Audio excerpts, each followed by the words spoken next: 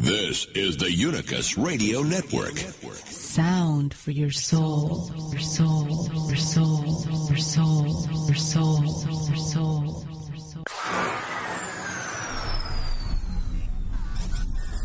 From beyond the Twilight Zone, past the outer limits of reality, you're listening to the Unicus Radio Hour with your host, Robert Stanley.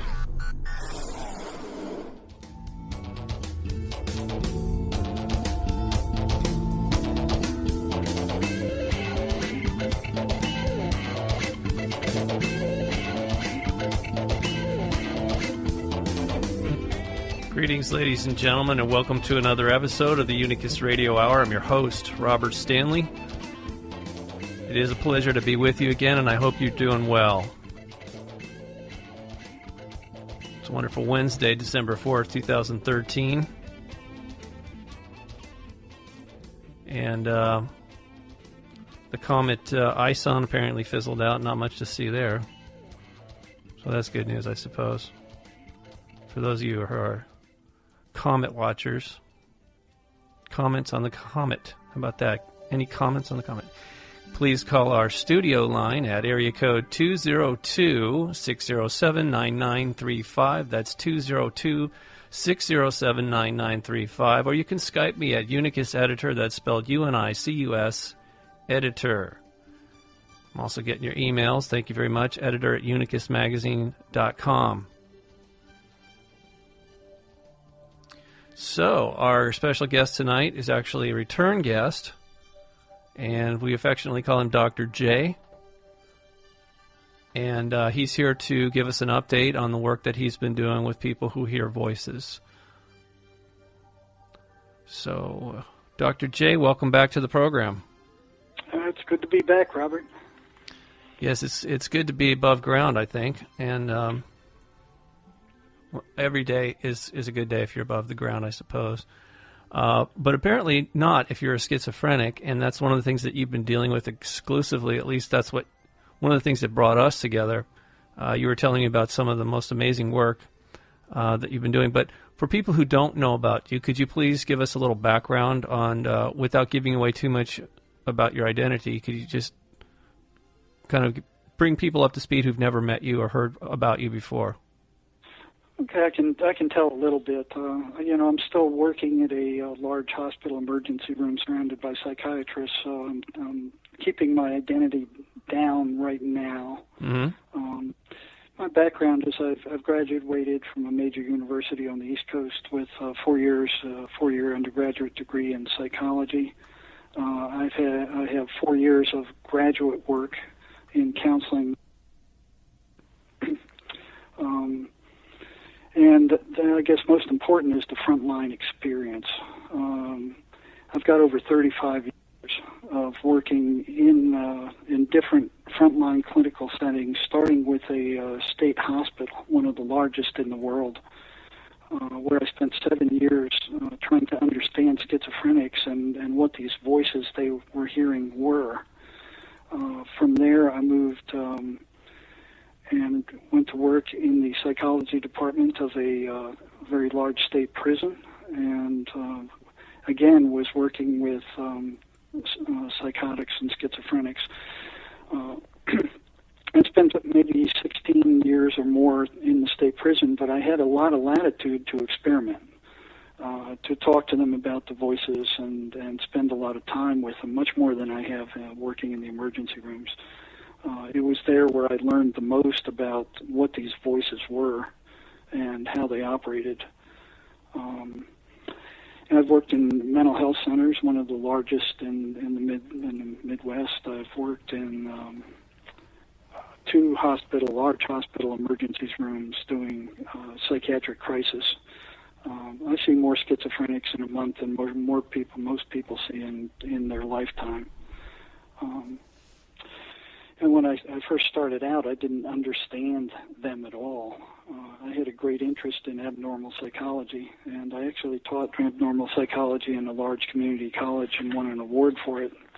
I got the Meritorious Service Award for the state that I was employed by.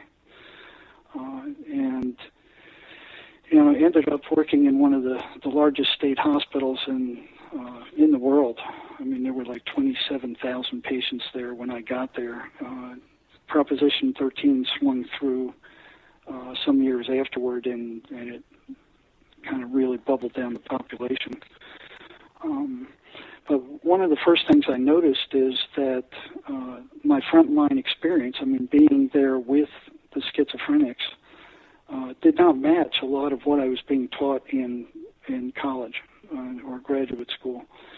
I'm going to kind of go back a little bit. One of the first things was, it was a Dr. Freud story where I remember the professor in a big lecture saying that schizophrenics were too disorganized to do any kind of complex planning.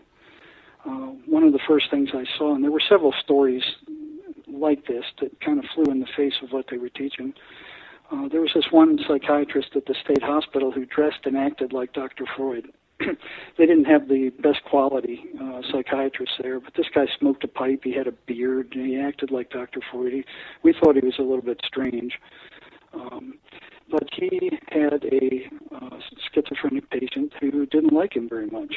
And one day, that schizophrenic patient, who lived on the third floor of the psychiatric unit, at 3 in the morning, made it down past 3 attendance stations, manned attendance stations, made it to this psychiatrist's office door, picked the lock without anybody noticing, got up on his desk, and sat right in the middle of the desk, pulled down his pants, and took a dump right in the middle of his desk.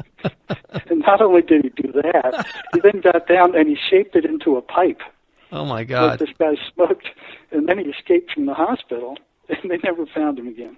Wow.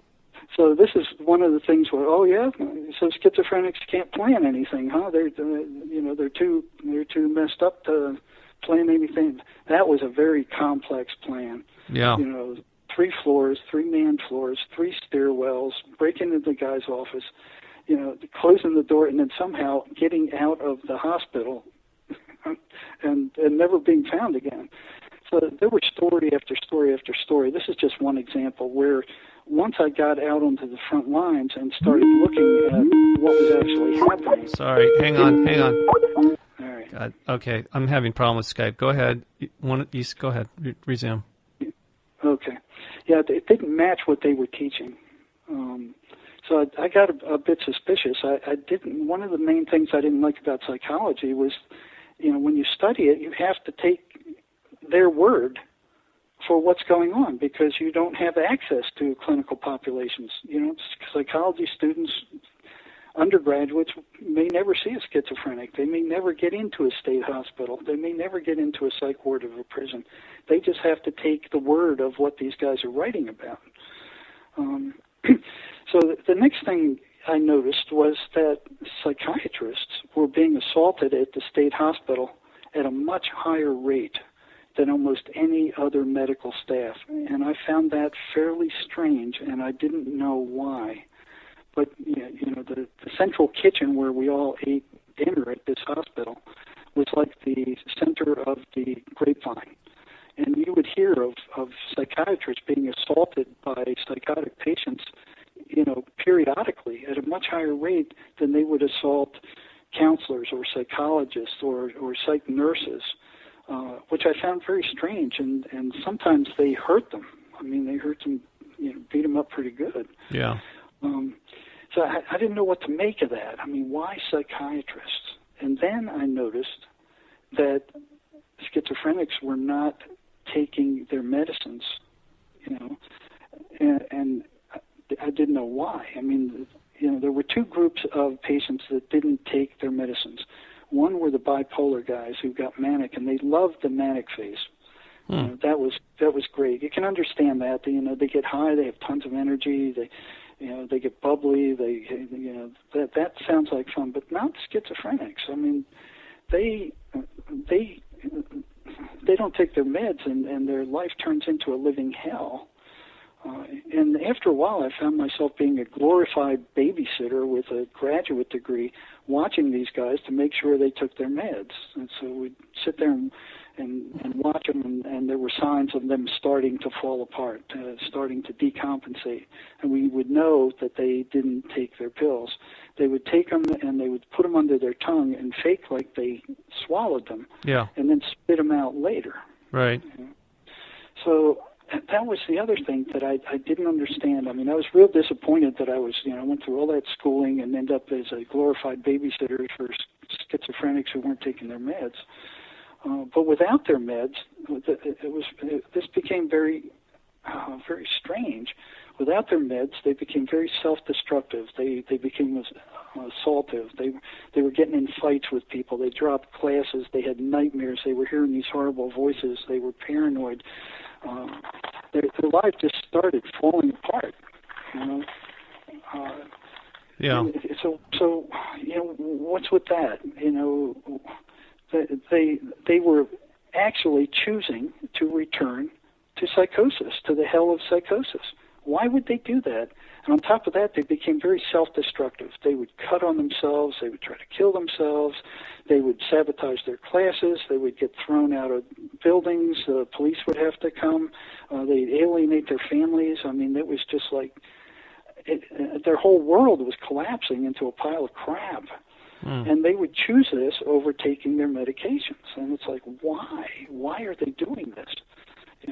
So when I first started working with these guys, I didn't like it because I didn't understand what they were doing, why they were doing it, why they kept going off their meds and decompensating in the psychiatrist, and why they preferred psychosis to not taking their meds. Why?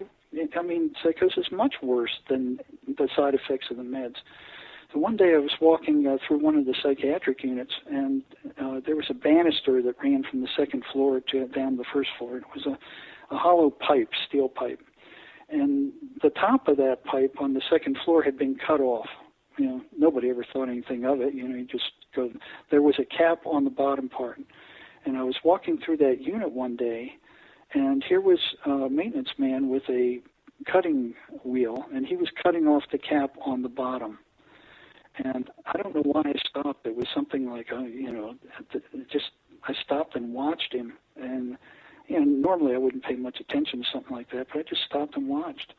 And when he cut that cap off, out of that banister came thousands of pills. Where over the years, these guys have been sticking all their pills down into the banister, and they just came out like a gumball machine. Wow. Just pouring out like a Niagara Falls of pills, and they just all over the floor. And I'm sitting there with my mouth open looking at this.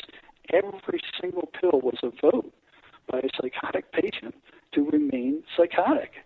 Mm-hmm. And I stooped down and I looked at the pills, and most of them were antipsychotics, and then there was a lot of the other pills for bipolar, lithium and that kind of stuff, but most of them were for antipsychotic medications. I mean, you look at this and you go, why? Why are they doing this? Why are they stuffing their medicines in there and going psychotic, and going through that hell? So that was a burning question. It just wouldn't let up. Why are they doing this? Why? So I started asking psychiatrists, why are they doing this? Every psychiatrist I ran into, scores of them over the years there, and psych nurses. And there were three standard answers I got. One, well, that's just a symptom of the disease. And then there was stuff like, well, they're crazy. That's why they're doing that. Mm-hmm. And the third one that made some kind of sense were the side effects of the medications. Right. They're not great. The side effects are not real comfortable. But they give you dry mouth and interfere with sexual functioning, and they kind of dope you up a bit. But they adjust to it after a while. So you compare that, okay, so you got those side effects compared to the hell of psychosis and your whole life just crumbling, and the voices coming and the paranoia and the self-destructiveness. I mean, it just didn't make any sense that they would choose the hell of psychosis, over taking their meds. Right, and they clearly knew the difference between the two. Oh, well, yeah, they've been there before. Yeah. They know what it was like to to relapse into that. And they kept doing it anyway, and it was like, it puzzled me. Yeah. Like, why? Why are they doing this? So what did you come up with an answer as to why they were not taking the meds? Well, I came to the point where I gave up with asking psychiatrists, because what was odd was they would say, well, it's a symptom of the disease. And that's where they left it. Yeah. It's like that's no answer. Yeah. And they weren't curious about it. I was like flabbergasted. How could they be? Yeah. So I decided to start asking the patients because I wasn't getting anywhere after scores of psychiatrists and psych nurses. And, I asked the patient, why aren't you taking the medications? And they would say, well, it makes me sedated. I get a dry mouth. It interferes with sexual functioning. I don't like how it feels. Right. But then you would say, well, look what happens to you when you lapse into psychosis. The paranoia, the voices, the nightmares, the fights with other people, the fights with your family, isolation, not taking care of yourself, horrible nightmares, suicide attempts increase, physical fights, demons in the dark, concentration goes down the tubes. They can't function. Right. So what's worse? Yeah. A dry mouth, and a little bit of sedation, or this hellish psychosis. So that questioning went on for a long time, and I didn't get a good answer. It might have been a year or two before one day I was talking to a schizophrenic girl in my office with her mother there, and the mother and I both asked her, why aren't you taking your medications? And she says, because the voices told me not to. They say it's poison. And what they were doing was the voices were pointing to the side effects of the medications and using that as proof, saying, well, listen, look what's happening. You're feeling groggy, your mouth is dry, you're being poisoned by the psychiatrists. So that clicked in my head and went, maybe that's why psychiatrists are getting the crap beat out of them by these things. Yeah. They didn't like psychiatrists and they didn't like their medications. So once that one girl told me that, I started asking other schizophrenic patients, and say, hey, the voice is telling you anything about your medications? And lo and behold, the answers started pouring in. Yeah, the voices are telling me they're poison, not to take them. The psychiatrist is poisoning you, So then the question begs to be answered is what kind of disease would tell the patients not to take the medications that treat the symptoms of the disease? Yeah. Have you ever heard of anything like that? It's outrageous. Yeah.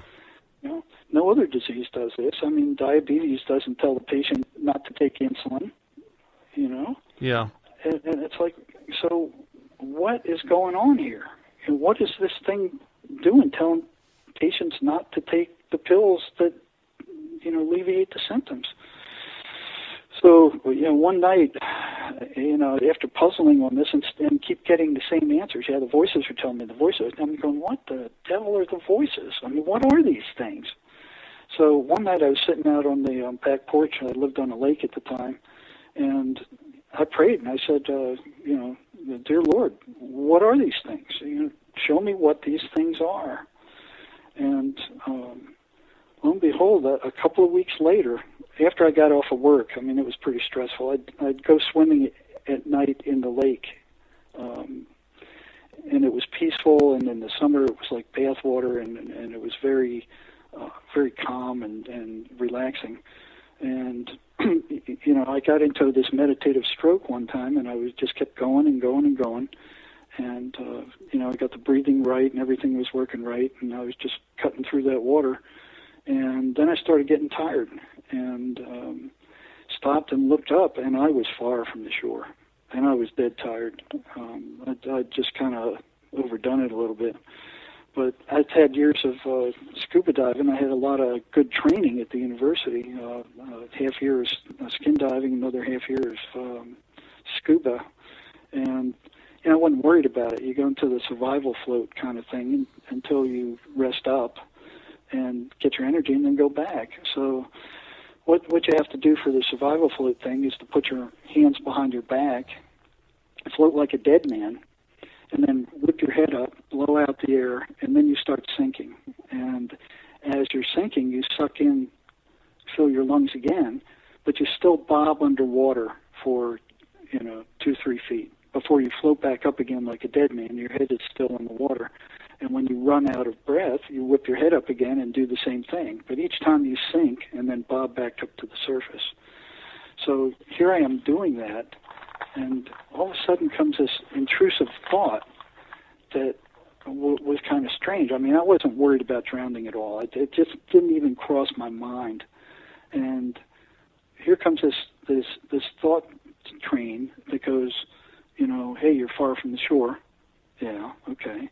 And it's late at night, and the lights are going out, and I could look and see that, people were turning their lights off, so it was getting a little more difficult to see the shore.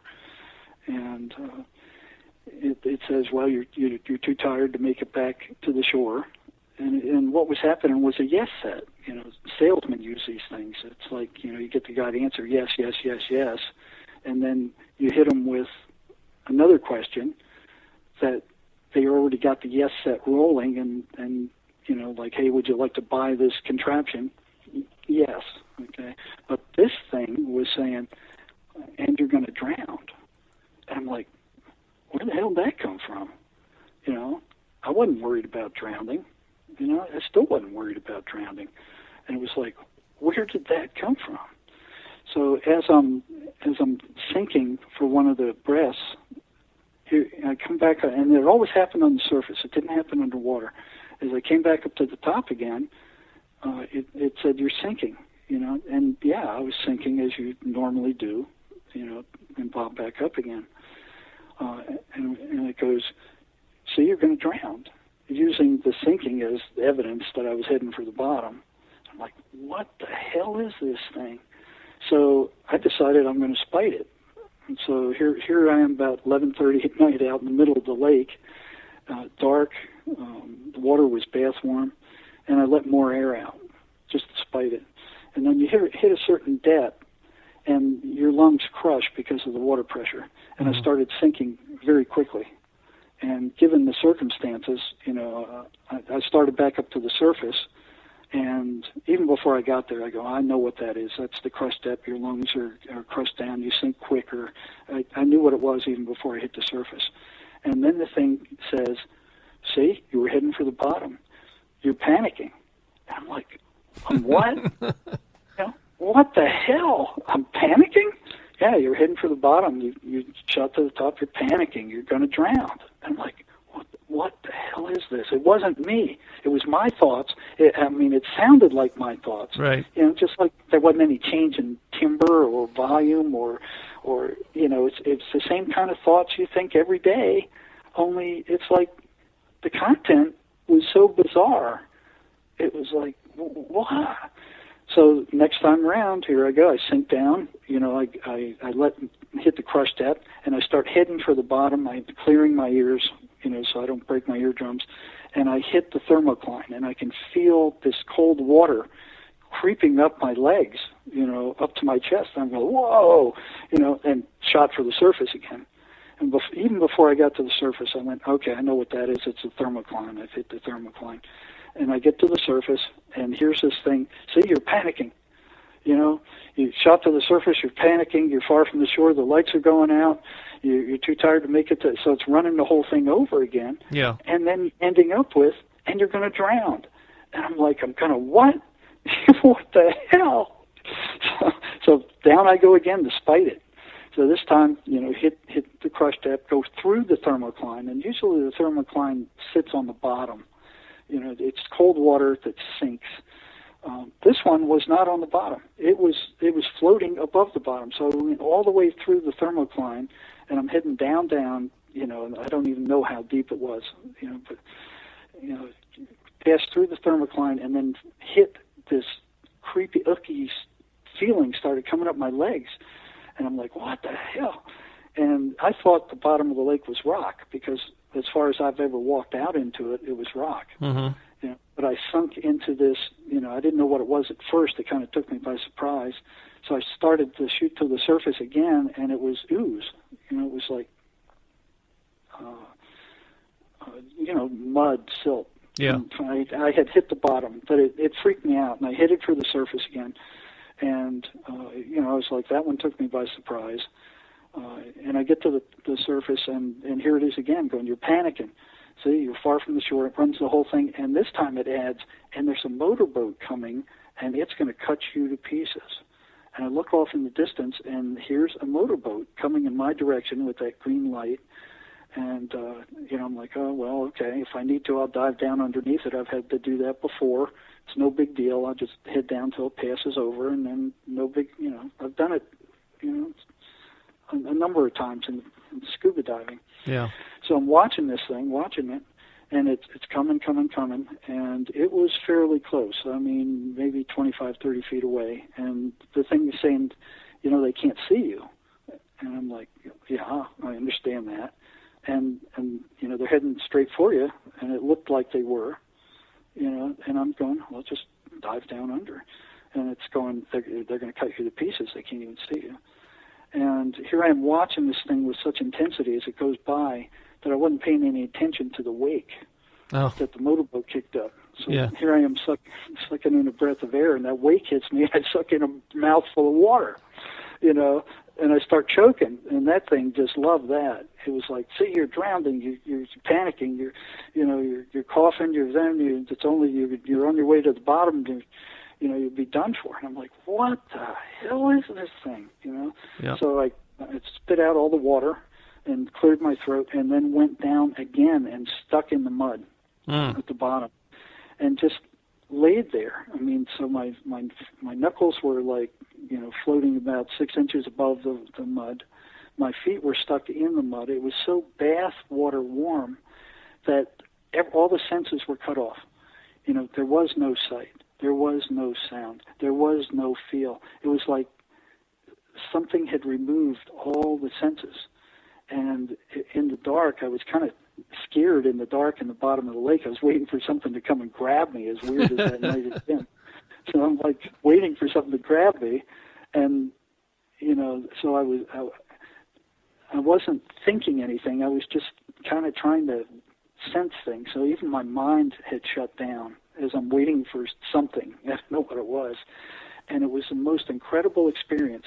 I was aware that I was aware, and that's all there was. It's like once you shut down all the senses, there's this just raw awareness, And it was like a peak experience. I'll never forget it. And when I got to the surface, that thing had gone. And I never heard anything like it again. That's what the voices sound like. They sound just like your own thoughts. But the content is not something you would normally think or act upon. So the average guy can relate to it as an intrusive thought. So you're standing on a bridge, and all of a sudden this thought pops into your head. Oh, why don't you just jump over? I wonder what it would like to be to jump off this bridge. Mm-hmm. Or you're driving your car, and here's this thought, hey, why don't you just, what would it be like to drive off the mountain? Why don't you just turn the wheel and drive off the mountain? And people are horrified at these thoughts. I mean, I was talking to one of the psych nurses the other day. She was on the fourth floor of the parking garage, and one came up to her and said, why don't you jump off? And of course she was horrified, and that's them putting these thoughts into your head, and that they don't belong to you. Right. It is not something that you would normally think, and certainly for most of us, it is not something you would act on. But you're horrified that you even thought it. Right. And you it's not your thought. That's them. That's the voices. Those are the Archons. Yeah. And, I was talking to Sherry about this, and she wrote back. I have a little note here. She wrote back to me. I said, this is what I'm planning to talk about on Robert's program. What do you have to add, if anything? And this is what she wrote back. She said, the entities, however, love it when a person is stressed. It's a perfect opportunity for them to infiltrate the mind with thoughts that would not ordinarily be there, and that is their M.O. Now, Sherry, when she was younger, she was schizophrenic, but she beat that thing on her own. She found out that these things were entities that were infiltrating her thoughts, and she became a very successful civil engineer in charge of multi-billion-dollar projects. She goes on to say, if a person has thoughts that they recognize, they would not think themselves. This is confirmation that the thoughts are not theirs. So if the thoughts are not theirs, then whose thoughts are they? Yeah. If a person can get to that point of thinking, it is much easier to get rid of the entities. She said, the main thing a person must ask themselves is this: are these my thoughts, or do they belong to something else? She said that the person's psyche will always answer accurately. However, the entities will also try to answer, but their answers will be very Monty Python-like, in that they are absurd, and will respond something like, yeah, these are your thoughts. She said, this is confirmation that these are not your thoughts. Right. You know, the psyche will say, yes, these are my thoughts, because the psyche is you. Right. She said, I know if a person has thoughts they recognize as not their own and try to make them go away, the thoughts will ramp up. And I see that with schizophrenics all the time. They tell me, oh, I can handle this, I just ignore them. No, they get louder. They will not be ignored. And that's one of the markers I use, because there's a lot of, especially in the prison, the prisoners would want any kind of tranquilizer they could get. So it became my job to ferret out who was really psychotic and who was not. So the ones who needed the medications were getting them, and the scammers who were just looking for drugs, were cut out. So I had to know the difference. So Sherry says, asking the rose or some other spiritual guide, the higher self, to collect the thoughts that don't belong to you, and return them to where they come from. She says that works for her. Yeah, I was heard something the other day about people that come into the prison system because they've committed some sort of violent act and they try to claim insanity. Is it possible to fake schizophrenia, or is there a way you can detect it? Oh, yeah. I mean, they fake schizophrenia. I mean, even now, working in the ER, you have these homeless people come in, and I had one last night. He comes in, and, I look at him, and I could tell he was an ex-prisoner. He had all the tattoos and stuff. Yeah. And he says, I'm hearing voices, and the voices are telling me to kill myself and other people. And I said, well, what else are they telling you? That's it? I said, no, that's not all they say. And he was stumped. He said, well, they're telling me to kill other people. I mean, yeah? What else do they say? And he couldn't come up with an answer. Uh-huh. So if they don't give any more details, now the ones who are truly psychotic, they will say, well, the voices run me down. They tell me that I'm no good, I'm rotten, I'm evil, I'll never amount to anything, to kill myself, that I'm a burden on other people. So they are consistently negative. Yeah. Consistently, and very seldom, if ever, are they positive. Mm-hmm. So that flew into the face of what psychiatrists are saying, too, that these things are hallucinations. So you go, okay, hallucinations are random. They're as individual as the person. Yeah. Okay? So one guy hallucinates that he's seeing this, and another guy hallucinates. All those hallucinations are different. Not these things. These are very consistent, and they have a very consistent pattern to them. But they're not looking at that.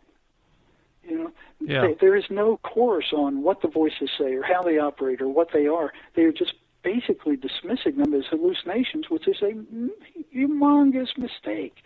Yeah. Because they are driving the schizophrenia. You get rid of the voices, and the schizophrenia is gone. Yeah. The only reason their medicines work is because it calms the person down, and it makes it harder for the voices to get them upset. Now, there's a reason why the voices are wanting them upset. Sure. Right. But here's the psychiatry saying they're hallucinations. They're hallucinations. Now, on the other hand, when I was started working with patients in depth at the state hospital, if they thought that I thought that these things were hallucinations, they would clam up. They wouldn't tell me anything. It's like they just shut me off. But if I treated them as if they were real, and asked them, what about this? What about this?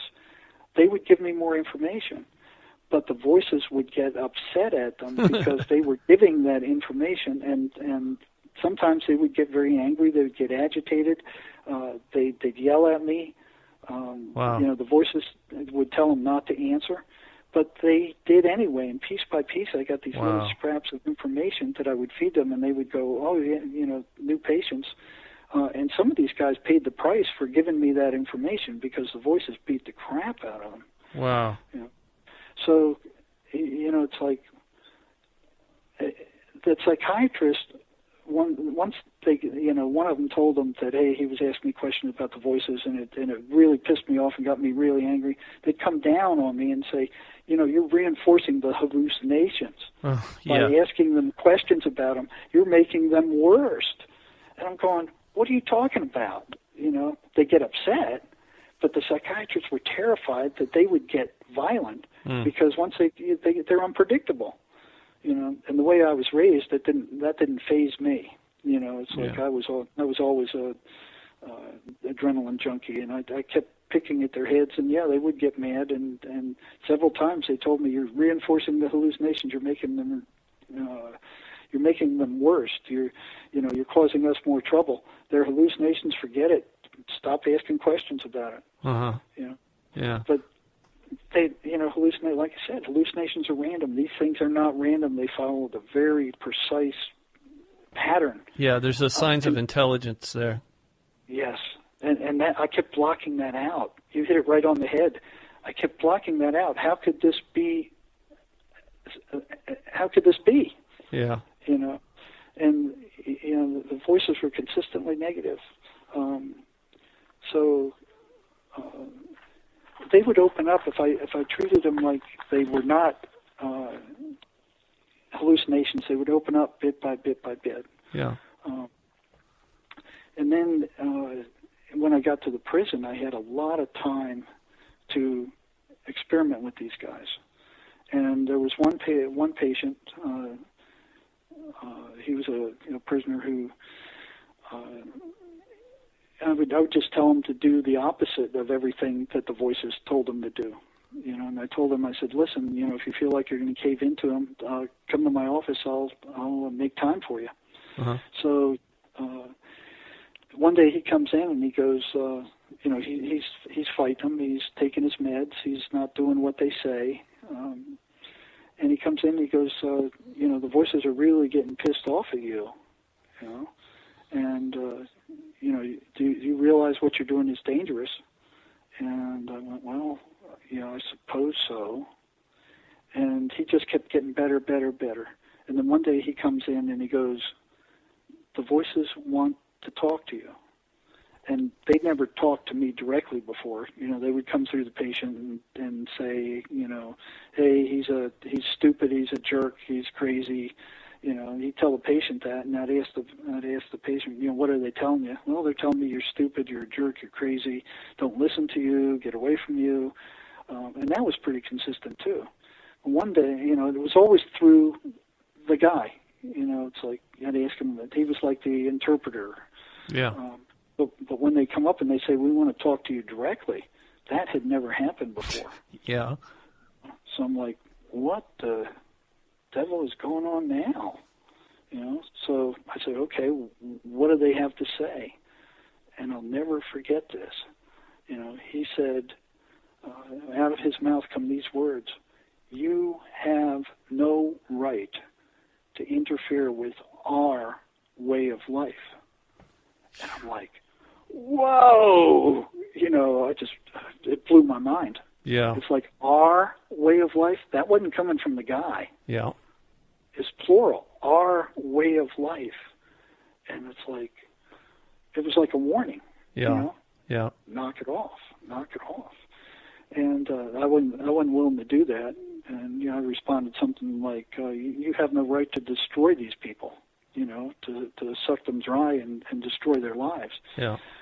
And it's like, but that rung my head. When that came through, it just spun my head, and I was like, I went into a daze after that guy left. So. It's rare to catch them in a moment of honesty like that, but they obviously felt threatened by what you're doing. They probably still do, and like to do you harm. I know they came after me with a vengeance when you first contacted me, and I agreed to help you. Mm-hmm. Man, I mean, they were just kicking the crap out of me. And they've done that to me more than once. I'm sure they have. Well, you're like they said. From their perspective, you have no right, and I suppose I have no right either. From their perspective, we are kind of violating their territory or threatening their existence. So, of course, when you threaten something's existence, it's going to fight back for survival, right? Yeah, and I can go into this later, but we're also threatening their food supply. Well, I think that was what they live off. I think that was what was implied there.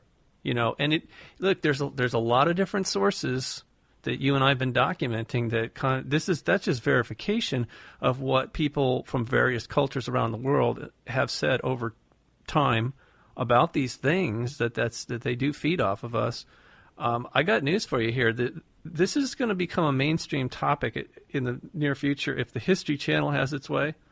Like they did the Ancient Aliens. Well, this is really weird. I saw this, the other day. Now, History also did a miniseries that actually got very high ratings called The Bible.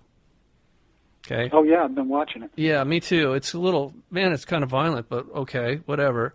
So their next project, okay, it may not happen, but what it says is they're exploring a project about Jesus that would portray him in a more controversial light. It says they are still finalizing the deals, but the featured writer would be a guy named Scott Kozar, who worked on something called The Machinist, producers Eli Roth and Eric Newman. And it would be titled The Lost Years, which I find intriguing, because nobody knows for sure, or at least officially nobody knows where he was for that time. But it says it explores the undocumented years of Jesus' life as a young adult. And it says there's very little information about Jesus' life from the age of 13, following a pilgrimage to Jerusalem with his parents, to age 30 when he began his ministry and was baptized by John the Baptist. And this project is still in very early stages, and it's unclear whether it would be developed as a regular series or a mini-series. But this thing, The Lost Years, is based on an original idea by Kozar, who developed it with Roth and Newman, all three having strong horror film backgrounds. Okay, such as Kozar co-wrote the Texas Chainsaw Massacre, the Amityville Horror, The Crazies, and Roth and Newman jointly produced the Last Exorcism franchise in addition to their own horror credits. And it says this is not a coincidence, nor is Roth and Newman's exorcism connection. Wait a minute, let me finish. It says here that The Lost Years was conceived in the horror genre, and it explores a theory about Jesus' origins as an exorcist. It says, although the practice of ridding a person's body of demons and evil spirits existed long before Jesus' time, the term exorcism, which is done in Jesus' name, wasn't coined until later. In ancient times, when medicine was in its infancy, healing was done mainly on a spiritual level, essentially treating ailments by getting demons out of the body. So I find that pretty fascinating. If they actually go forward with that, it may cause a lot of people to ask questions that I think needed to be asked. Oh, yeah.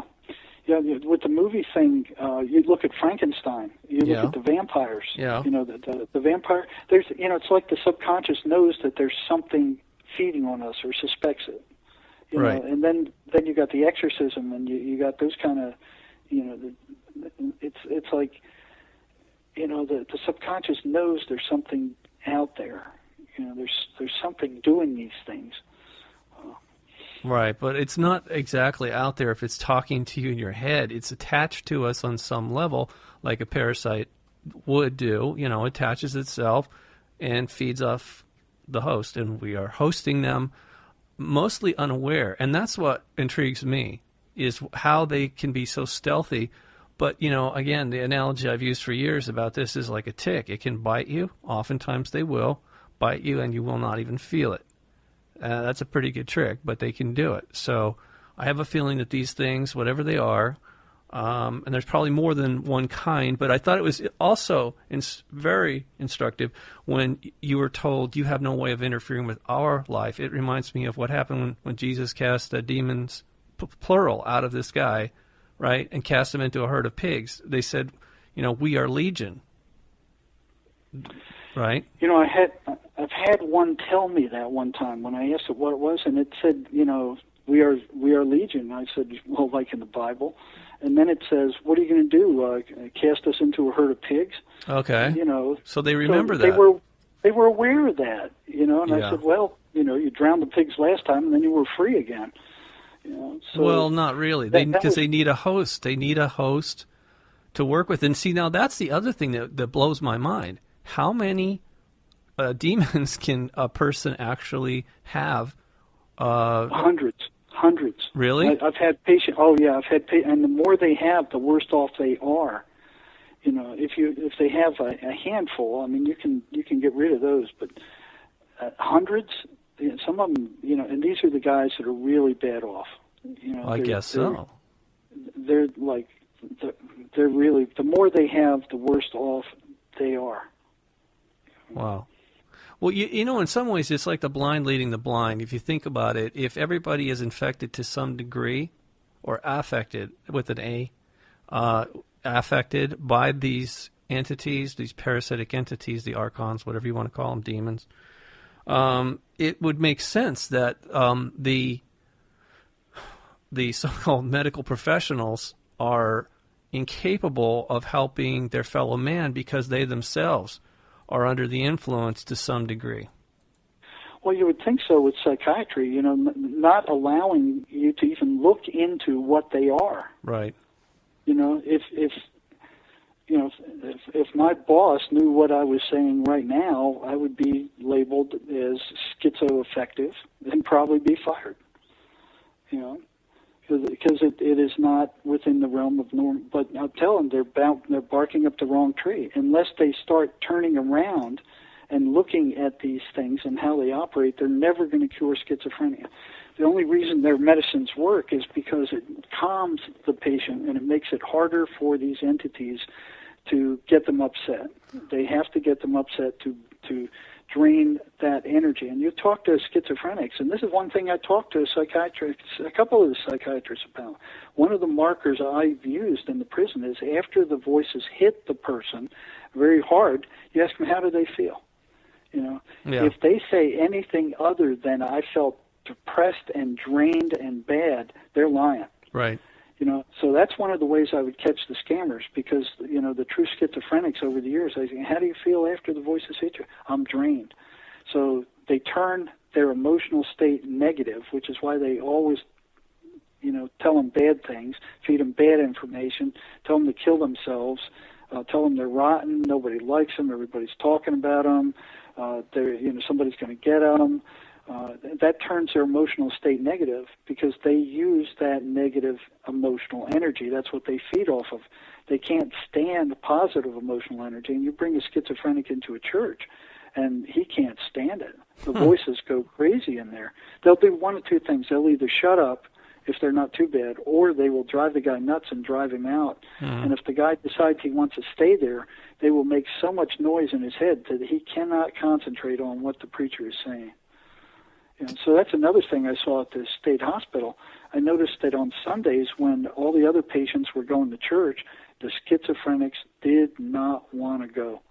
And everybody else is going, well, we get off the psych ward, we get some fresh air, we go take a ride and enjoy it. And they're going, no, we don't want to go. And I found that very odd, and I had no idea why that was. Mm-hmm.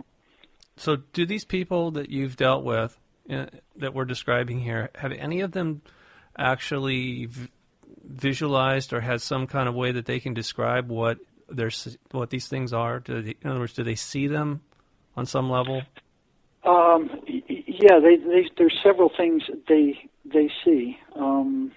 They hear them, for one. Yeah. And one thing that's strange is that when they get very strong, these things will move from them hearing them inside their head to them hearing them outside their head, like a ghost talking to them from outside. I mean, they'll hear this voice speaking to them, and it originates from outside of their head.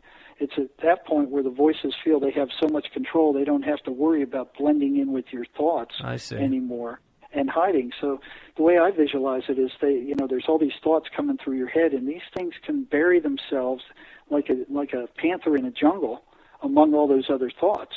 Yeah. And they strike when you get upset. They come out and they go, and they try to get you more upset, and then they feed off of that negative emotional energy. Right. Yeah. Now, they do see shadow people, and I'm not quite sure what those things are. They're not good, but they don't seem to directly hurt people. And the meth addicts see those, more than anything else. I remember one prisoner I was talking to who experimented with those. They're three-dimensional shadows. They look like human beings, except you can't see their face. And they're three-dimensional. And he was telling me one time, I asked him, have you ever seen the shadow people? And he goes, yeah, I went out to the desert with a friend, and these guys were injecting amphetamine. Mm-hmm. That's a nasty way. I mean, it makes it much stronger. And I was talking to them about the shadow people and what these things were and how they operated, and he said, well, this is what we did to try to find out one time. They went out to the Indian reservation in the middle of nowhere, and they were trying to find out whether they had to be on the amphetamine to see these things, and if so, were they both seeing the same ones? Yeah. Okay. So they drive like 20 miles out into the desert, and one guy injects the amphetamine, and he starts seeing these things. So he turns to the other guy who hasn't injected, and he said, do you see that one over there by the tree? And the guy, no. How about the one over there? No, I don't see him. What about this one over here? No. So they determined that they had to be on speed to see these things. Mm-hmm. These guys weren't psychotic, but psychotic guys, schizophrenic guys, see them anyway. Mm. So the other guy injected, and they were both on amphetamines, and one guy'd point to one and say, do you see that one over there? What's he doing? Well, he's doing this. Yeah. So they were both seeing the same thing. Now, I don't know why this happens, but when people who can see these things notice them, they start moving in. It's almost like they know that you see them, and they start moving toward you, and that pretty well frightens most of these guys. Yeah. So a lot of people just ignore them. You know, they see them. The prisoners called them the tree people because they sat in the trees. You know, they sat in the roofs. But what happened is these guys, as they're pointing these things out, a circle of these shadow people got all around their truck, you know, and they got scared and they jumped in the truck. So here they are in the truck, and this guy's saying, well, we were still watching them. They're pointing, saying, well, look at that one. And he said at some point the whole back of the truck acted like somebody had dropped a boulder in it. You know? So the truck recoiled, you know, and they turned around, and the whole back of the bed was filled with these things. And I said, what'd you do? And he said, well, we started that truck and drove out of the desert, almost wrecked the truck several times. Yeah. And I said, did they follow you? And he said, no, they didn't. So what surprised me there, though, was that I didn't think those things could affect physical reality. You know, I thought they were some kind of spiritual ghost or something. Yeah. But when he says that the back of his truck recoiled, you know, I went, whoa, you know. Yeah. So, you know, they can, and I didn't, you know, that's for the longest time, I didn't feel that these things, even the voices, could affect physical reality until with the same guy where they came through and said, you have no right to interfere with our way of life. Yeah. And he warned me. He said, what you're doing is dangerous, and they were saying back off. I didn't back off. So one day, this same guy, he's getting better and better, he comes into the office, and he's got this zombie-like stare, you know, And I'm like, whoa. He sits down, and, I'm asking him, well, what's going on with you?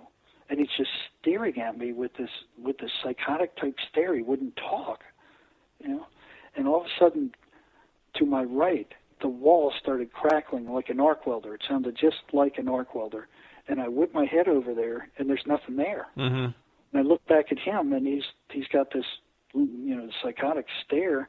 So I push my chair against the wall, thinking, man, he's going to come at me. This is really weird. And this crackle is moving at a 45-degree angle up the wall to my right, up to the ceiling. And I can't see anything, but it is loud. And then it starts crossing over his head where he's sitting, and then it comes down at a 45-degree angle on the left side of my office, and I'm whipping between looking for whatever's causing this noise and watching him. I was afraid to take my eyes off of him for too long because I was afraid he was going to jump me. And he's just got this psychotic stare, and he's staring at me, and I look at him and I say, do you hear that? And he didn't answer. He's just staring at me. And this thing is coming down to my left, and it jumps into this Rubbermaid trash can just inches from my left leg. And I look in there, and there's nothing there. And I look at him, and he's just staring at me. And I'm going, whoa, I'm freaked. I'm totally freaked. What the hell is going on here? And I'm expecting him to jump at me, so I'm getting ready to kick him back if he does. And this thing is crackling in the trash can to my left, and I look down in there, and there is nothing in there. So I look back at him, and he slowly stands up, and he goes, I gotta leave. I'm like, yeah, good, go. I'm thinking, go quick, later. And he stumbles down the hall, and that incident scared me so bad that I didn't call that guy back for like 3 months. I was curious, but I was scared shitless. Yeah. And after he leaves, I go and I check all the other offices, and there's nobody there. That part of the building was totally empty. There was nothing that could cause that noise, nothing. And I couldn't think. I was so stunned. I just canceled all my appointments for that day, and I just sat in the office staring out the window going like, what the hell just happened? Yeah. And I was scared half to death because I didn't think these things could do anything in physical reality, and that crackle proved wrong. So I'm going, if they can do that, what else can they do? Right. Yeah, well, they can certainly affect a person's nervous system. I can attest to that. Shoot. I had the same thing when I was dealing with that so-called virus that attacked me when I first met you. It was blocking me, literally preventing me from sitting at the computer. It's like the pain would intensify when I sat at the computer. It was really interesting.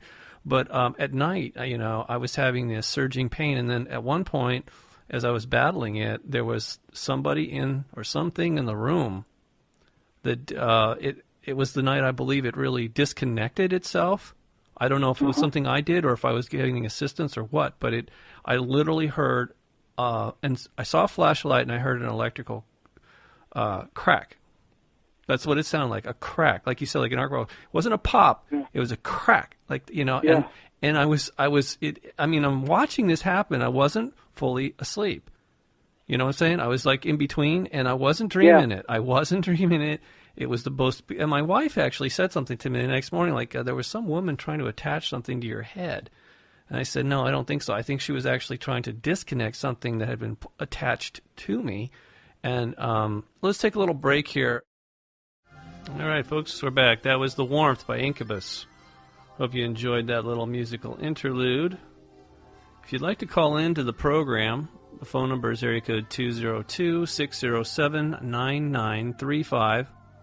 That's 202-607-9935. Or you can Skype me at Unicus Editor. That's UNICUS Editor. Love to hear from you. Don't be afraid. I promise I will not bite. And you can remain anonymous if you're having issues, or you know somebody that's having issues with the schizophrenia or demonic possession, actually. Whatever you want to call it, it's the topic du jour. So don't be afraid, folks. It's fine. You can call in. And the good doctor will help you. Dr. J, are you still with us? I am. All right. Wonderful. So a couple of things you said kind of triggered another couple of thoughts. When you ask the schizophrenics what they think these things are, yeah, they will say demons for the most part. Really? Yes. They will say it. Some will say, I don't know what they are, or they're me. Yeah. But a lot of them will say demons, and that's what these people have been telling us for hundreds of years. If not thousands. Yeah.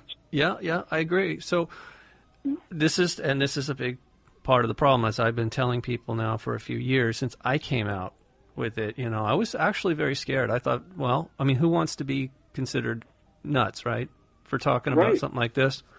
But I came to the realization, much like yourself, that these things are not fictional. They're not a fabrication or some hallucination, that they do exist and that they're very harmful, etc. So that's when I started talking about it. And what really kept me going was the response from the audience, various audiences. When I was, if I'm not doing this show, I've done a lot of interviews about it and written some things about it.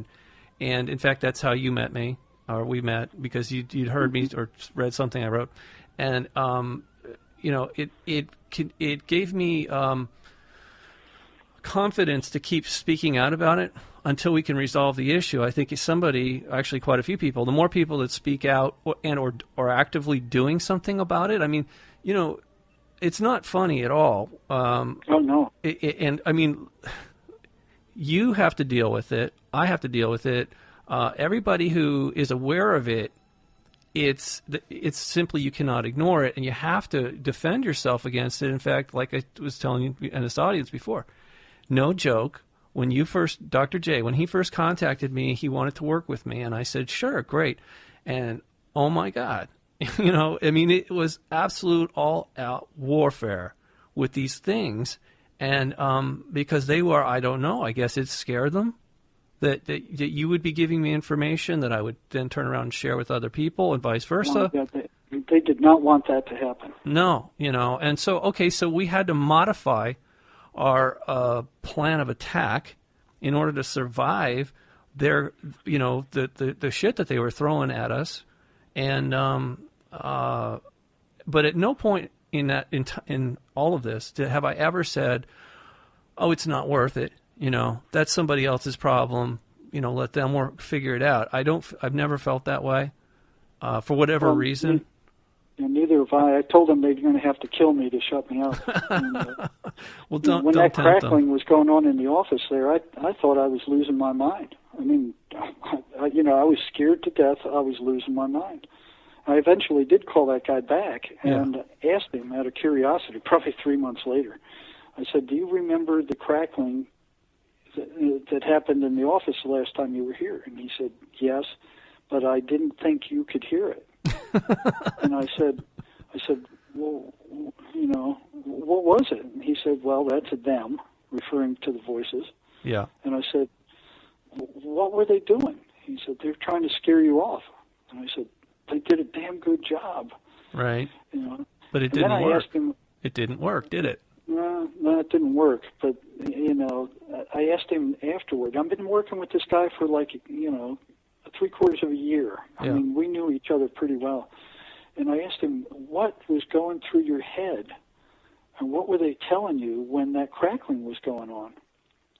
And he said, they were telling me to go get a shank and stick it in your belly, which is like a homemade prison knife that they manufacture. Right. And I asked him, well, why didn't you do it? And he said, because I couldn't find one. I went, whoa! Good for you. Lucky you. Oh, my God. Hey, we've got a caller here. Dr. J, this is, do you mind if I give your name out, caller? Of course you can. All right. Stephen, welcome to the program. You're welcome. Thank you. Thank you, Robert. Long time no call. Yeah. But I have been supremely busy with the new business. But listen, the subject that you're talking about tonight, that you guys are addressing, is really, really timely. There especially when you talk about the series that they're planning on making for TV about the missing years of Jesus, and how it's going to have a horror side to it. I heard the other day on an interview, and he has a very strong internet presence. He is Reb Yaakov Leib HaKohen, who is in charge of the he is part of the Sabbatai Zvi movement in Judaism. You know, it's been kind of an underground movement for a long time. Back in the 1800s, it was very powerful, very strong, and you know, it's still out there, still busy. But he pointed out something about there is an actual recording in the Midrash about the trial of Jesus before the Sanhedrin. It's actually recorded in there, and it turns out he was tried and crucified not because he proclaimed himself to be the Son of God, because there is no law against such. Yeah, you know, that's not one of the 10 Commandments. But what he was tried for and found guilty of was necromancy. What?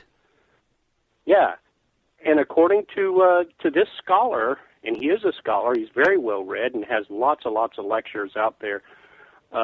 He said that it was necromancy, was what he was tried for. And of course, necromancy involves dealing with disembodied spirits.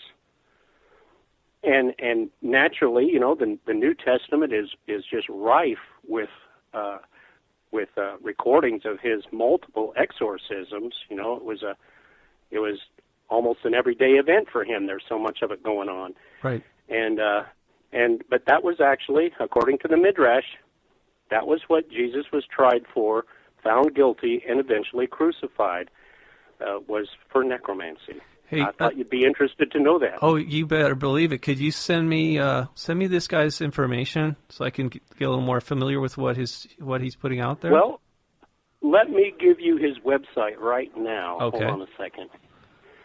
And I'll tell you something else I read that was fascinating, and I believe it was in National Geographic magazine. It was around Easter last year. Is that it actually said in there that Mary Magdalene was possessed by 7 demons that Christ cast out of her, and that's one of the reasons she was following him around all the time. You know, she was extremely grateful. Right. Yeah. Right. Okay. Here's the website. It's www. And I'm going to spell this. Go ahead. DONMEH-WEST.com. Okay. And that is the Neo-Sabbatean collective of the Internet. Interesting. And the gentleman, the scholar is Reb Yaakov Leib HaKohen. Okay. And this is full of very well-researched scholarly articles. So okay. This guy is he's no kook. Right. Understood. Did you have anything that you want to say to Dr. J? Well, Dr. J, of course, I appreciate your work out there, and as a nurse who, while I'm currently on hiatus, focusing all my attention on this project I'm undergoing here and pushing through, I've had a lot of experience with psychotics and schizophrenics, and some of the worst manifestations I've seen have been in people going through DTs. You know, as they withdraw from alcohol. You know, the delirium tremens. Yeah, those are hallucinations. That isn't the same thing. Yeah, they're hellish. They're hellish, yeah. And to the person going through it, that's not a hallucination at all. You know, they can real. They can look at the closet and they see that door opening up, and they see the flames of hell coming up through the open door. Whoa. And they see people coming through. You know, they see people coming through, and they'll scream at them. They'll beg for somebody to stop them. Wow. And generally, the patient is restrained at this point. You know, they're tied down to protect themselves and to protect the nursing staff and other people who have to take care of them. And you know, they just thrash around violently, and they'll stretch their restraints out and ask this invisible person standing next to them, you know, if you'll just cut these restraints for me. You've got the claws, you can do it. Oh my God! You know, I mean, they'll just make that request right out. You know, and the person will just be pouring with sweat. Their heart will be beating 200 and some beats a minute. Their blood pressure is through the roof, and they are in an abject state of terror when they're going through these DTs, and they'll hallucinate the devil, and I've been called the devil so many times by people going through DTs when you personally intervene. You know, they'll see different faces in different forms dominate you. You know, they don't see you, they see someone else. And as far as they're concerned, you are the devil, and they'll tell you as much. And by the time they're all finished with this, when the DTs are finished, and it may take 48 to 72 hours for this, if they survive it, because delirium tremens is a true medical emergency. Oh, yeah, 1 out of 10 people die. God. Yeah, they can drive themselves into a hypertensive episode and stroke out, or they can drive themselves into a tachycardic episode and go into a fatal dysrhythmia, and their heart will collapse, you know, and just stop beating. They do die, you know, people do die, and DT patients are automatically in the intensive care unit until the DTs are passed, because they require that one-on-one, sometimes 2- and 3-on-1 care when they start bucking and getting crazy. But, substance abusers withdrawing from their substance are among the worst, and alcohol, from what I've been able to tell, is, from my experience, is the absolute worst. You know, but interestingly enough, you know, according to this Jewish scholar, Jesus was actually convicted of necromancy. Wow, that's that's interesting. Thanks for sharing that, Steve. Oh, you're very welcome, Robert. Good to speak with you again, and I'm going to go ahead and get off the air and let you guys continue to expound on this very important subject. All right, you be well. Thanks. Take care. Absolutely. Bye-bye now. Bye for now. Yeah. Okay, good. Thank you. I'm glad somebody called. Never know who's listening to the program. Man, how in the world did we miss that little bit of history about Jesus? Now I'm starting to wonder where he was those years and what he was doing. It's really got my curiosity up. Yeah. You know, what Steve said kind of reminded me of another patient. This guy was he was sent to prison for armed robbery and assault, and he was using a lot of cocaine, and he was psychotic. And he told me this story after he recovered. This is one of the guys that, you know, we got rid of the voices and they never came back. But when he was in a recovered state, he said when he was, he lived in San Diego, and he said the voices told him one day that there was a pot field up in Oregon, and they knew where it was. And they said, you know, take all your money. He had like $275 at the time, and they said, come on, we'll show you where it is. So trusting these things, he, you know, took, and they said they wanted him to bring 2 burlap bags, which was interesting. So he followed step by step all the directions that they told him to take from San Diego up into the base of a mountain in Oregon.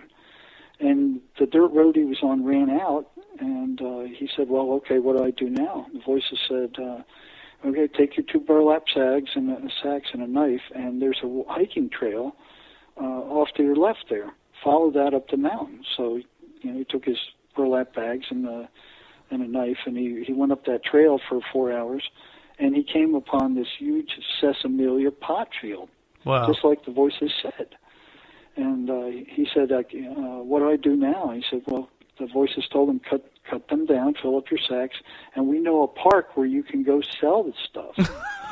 So he carried down the 2 sacks of marijuana, and he went and he got a hotel, and he started selling this stuff in this park where these things were telling him to sell it. Wow. And he made a tremendous amount of money. And I said, well, what'd you do then? And he said, well, I bought all the prostitutes I could afford. He said, I bought all the liquor I could afford. And he said, the voices were fishermen. They wanted to go fishing. That threw me for a loop. I never heard anything like that before. So he was out on the Columbia River, and him and the voices were fishing.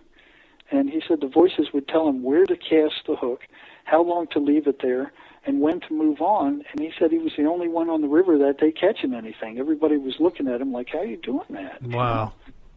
So he caught a bunch of fish, and he did this for like 2 weeks. You know, all the prostitutes he could get his hands on, all the cocaine he could. You know, he was having the life of Riley: alcohol, cocaine, fishing, and prostitutes. And after 2 weeks, he ran out of the marijuana, and he was going to go up there again. And the voices said, "No, don't do that. They're up there waiting for you. If you go up there, they'll kill you. Yeah. And take what money you have and turn back around, go to San Diego." And he had like $500 more than he came with. Went back to San Diego, and you know, that was his tale. And I've talked to several prisoners where the voices would tell him which houses to break into, when to break into them, where generally, not specifically, but generally where the loot was, and then where to go to get amphetamine or whatever drug they were abusing.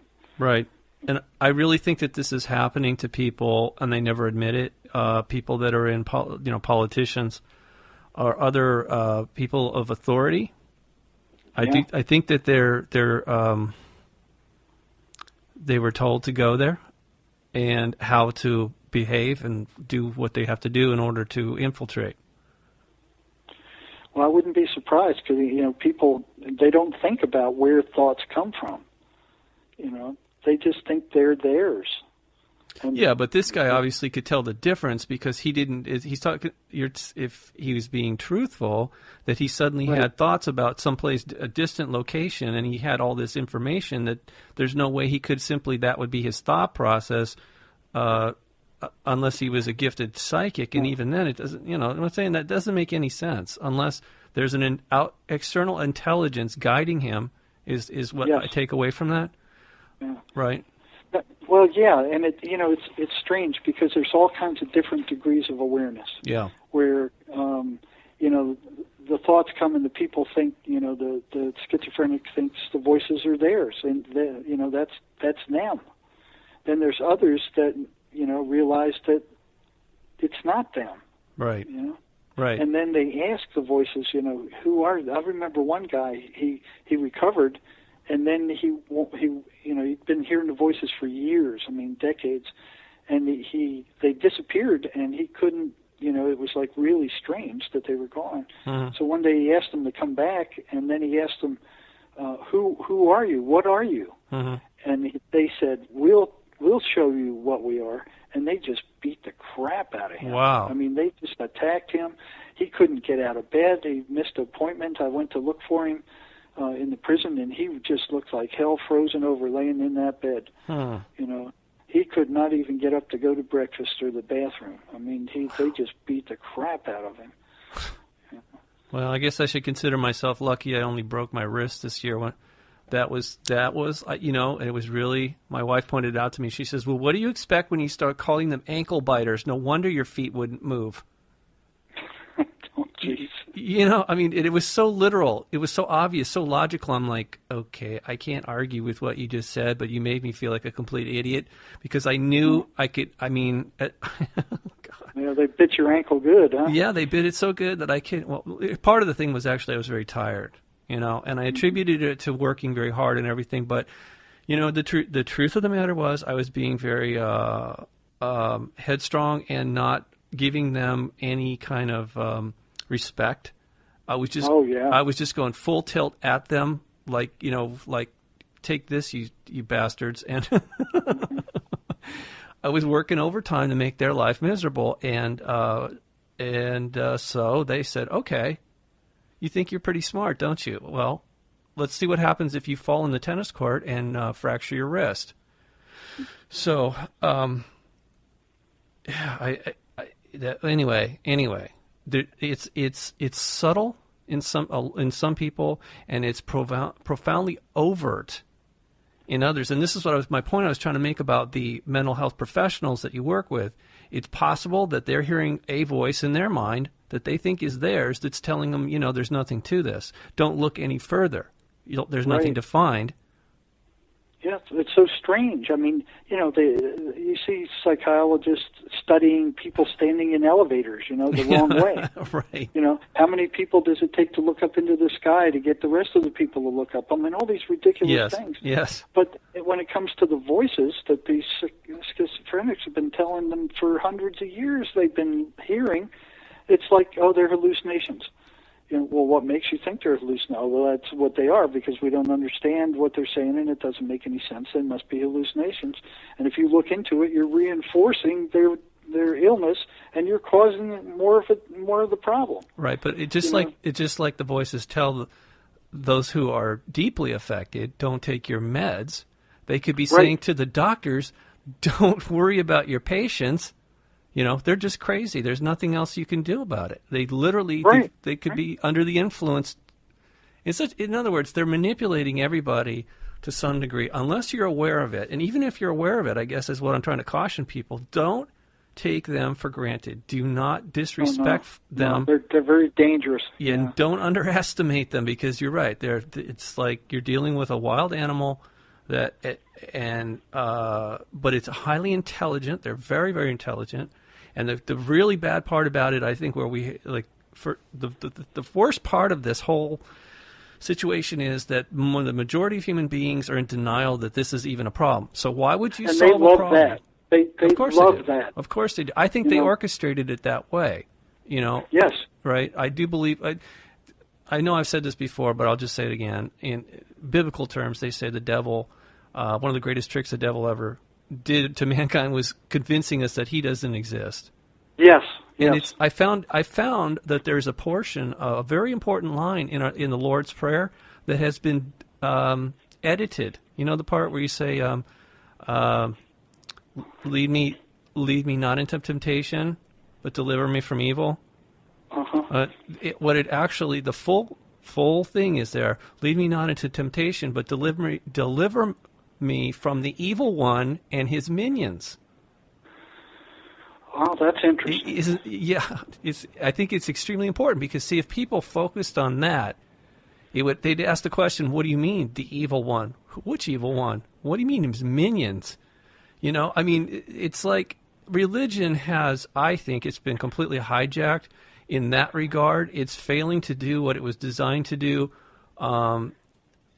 Look, I know we're physical beings, but we also have this spiritual component or non-physical aspect to ourselves. Like you heard something non-physical affecting the physicality in that room that day, that so-called electricity. Yes. Right? And my whole thing is that energy is consciousness. It's like this. Consciousness, pure consciousness, at a lower vibratory rate is energy, and that same energy at a lower vibratory rate is matter. It's all the same thing. I mean, physicists are kind of saying this in another way. Everything came out of a singularity and a Big Bang, right?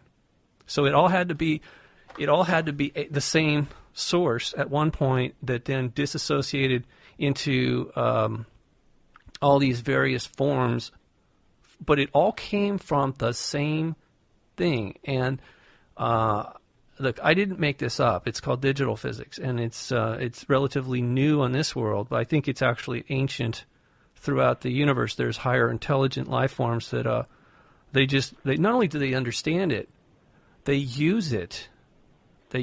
And I mean, this is how things are manifest. I really believe that that's why we've been taught or programmed, conditioned into believing that everything that we imagine, that we can visualize in our mind, is just an illusion.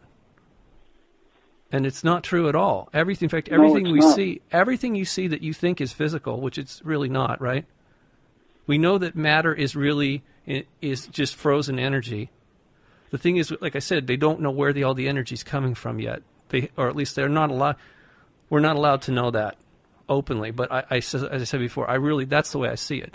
So again, if it's all about consciousness, don't you think that the key to this whole thing, our personal relationship with that, would be in our consciousness? The mind, as it were, not the brain, but that thing, wherever it is that we visualize, that we hear our own voice, that we can see things, like I said, look, a car doesn't just make itself, right? And even if a human being wants to make a car or anything else, you have to visualize it in your head and then take that visualization, whatever it is, that image, and put it down on paper and hand it to somebody else. And the process repeats itself, and I'm telling you, when it says, can you conceive of something, it's a very literal statement in my book. Yeah, and those thoughts have an influence on the other side, and I didn't realize how much of an influence, because one of the things that, I do when I hear those voices, or when somebody else has told me they're having voices, I can actually feel their presence. I can't hear them, I can't see them, but I can feel them, and it's this icky electrical coldness. Mm-hmm. And if I imagine very vividly that these things are being blown out of these people and trapped in a box of light, then they don't have the physical effect on them. I had one guy that was breaking out into a sweat. Yeah. But they still can talk through that wall of light. So if you visualize them being duct taped, their mouths duct taped, and they're in that prison of light, they shut up. Wow. They shut up. And the prisoner, or the patient goes, well, how'd you do that? Well, I didn't do it. I asked for positive spiritual forces to come and help do that and then ship them off. But if they don't change the way they're living, they will be back. And just like the Bible said, they will be back in force with more than they had in the first place. Yeah. So if they keep along that same negative path, they're going to be reinfested with even more. Yeah, it's a tricky thing. You can't violate the person's free will. But if they're asking for help, then you can do whatever, or you can ask for assistance. Like the saying, heaven helps those who help themselves, and heaven doesn't intervene in those who don't want to be helped. Right? That's a very interesting aspect of it. Well, it's really strange because they know these things are demons. They know that they're tearing them up. But when you tell them, hey, listen, you got at least 2 guardian angels, but they're not allowed to help you unless you ask. Right. They have a harder time with that. So they can see the negative side, but they can't. And you tell them, well, these guardians have to sit there and watch you get your butt kicked. Wow. And they can't interfere because they're not allowed to interfere with your free will. And if your free will is to get your butt kicked by these demonic monstrosities, well, then they have to sit around and watch that take place. Right. Yeah, because it's your agreement. I should say it's the patient or whoever we're talking about here. They have an agreement with those entities, and then they have a right to be there. Then they actually, yes, you've given them permission, and the angelic ones don't interfere that way. I mean, I think they might intervene in an absolute extreme case. They might intervene. I've seen that. But when your life depends on it. Literally when your life depends on it. And I think I told you about it, but I'm going to briefly mention it again. The one time that these things got to me so bad that I really thought I was going to kill myself. I really felt that way. I was 20-something, and it's the only time I felt like that. But anyway, I sort of planned it out, and more or less, I thought I was just going to jump off a cliff. Why not? I figured if I did it right, it would be pretty much over. But when I hit the ground, that'd be the end of it. And the reason I felt that way is because they had convinced me. Not only they were watching me, everything. Not only watching me, they knew what I was thinking, and that really bothered me. I felt like I had zero privacy, and I started to lose hope. I felt so alone. I really did. I mean, I just had no support whatsoever, and so I go up to this place with a friend. He didn't know what I was thinking, right? But I was very ill at the time, too. And it was like bronchitis or something, borderline pneumonia, a really bad chest problem, and running a fever. And I was just ready to end it. And go up to this place. It's freezing ass cold, and I'm sleeping out on this creek, river. No, it's more like a creek. All right. And there's snow on the ground. And beautiful wilderness area. And the middle of the night, I had one of those lucid dreams where I woke up. Okay. I knew I was, and I woke up exactly where I was. But I assumed it was just a dream, okay, because, well, it's bizarre. There was some woman over in a grove of trees, standing by these trees, and so I noticed her because she was dressed in some sort of white garment, like a robe, okay, and I'd seen other beings like this before, and I thought, okay, what does she want? So I went over there. And she says to me, she had the most unusual crystal with her. She held it up. She said, place your hand on the crystal. So I did. And when I did, that, it was like jump-starting a car. It was amazing. The energy that ran through that, I guess it was from her, but the crystal was amplifying. I don't know exactly what it was all about. But that's the best analogy I can give. And it shocked me, but in a good way. It was like literally charging me back up to where I needed to be in order to survive physically. Then she said something to me that I'll never forget. She said, if you decide to stay, we'll do everything we can to help you. Wow. And I thought, whoa, that's exactly what I needed to hear. Because that's the only reason I'm standing here thinking about throwing myself off a cliff in the morning. You felt isolated. I felt drained. And I felt completely cut off. So What was my alternative? To live in a shithole, full of these entities that are running around manipulating people, trying to mess with me too, especially me, because now I was seeing them. I was like, oh, God. Anyway, when I woke up in the morning, the thoughts of killing myself were gone. 100% gone. And so, obviously I wouldn't be sitting here talking to you if that hadn't happened, because everything, it was like literally 180 degrees.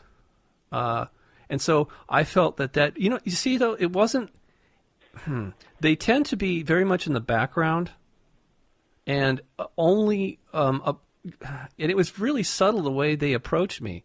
I mean, like you said, they're always around, but it was weird. It's like they knew that if they didn't intervene on some level, and again, you see, the choice was if you choose to stay, not you need to stay.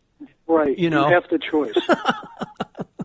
We're going to honor your ability to make a choice. Hopefully you'll make the right one. And if you do, then we're going to, as if they weren't anyway, it was more like a reminder, but it was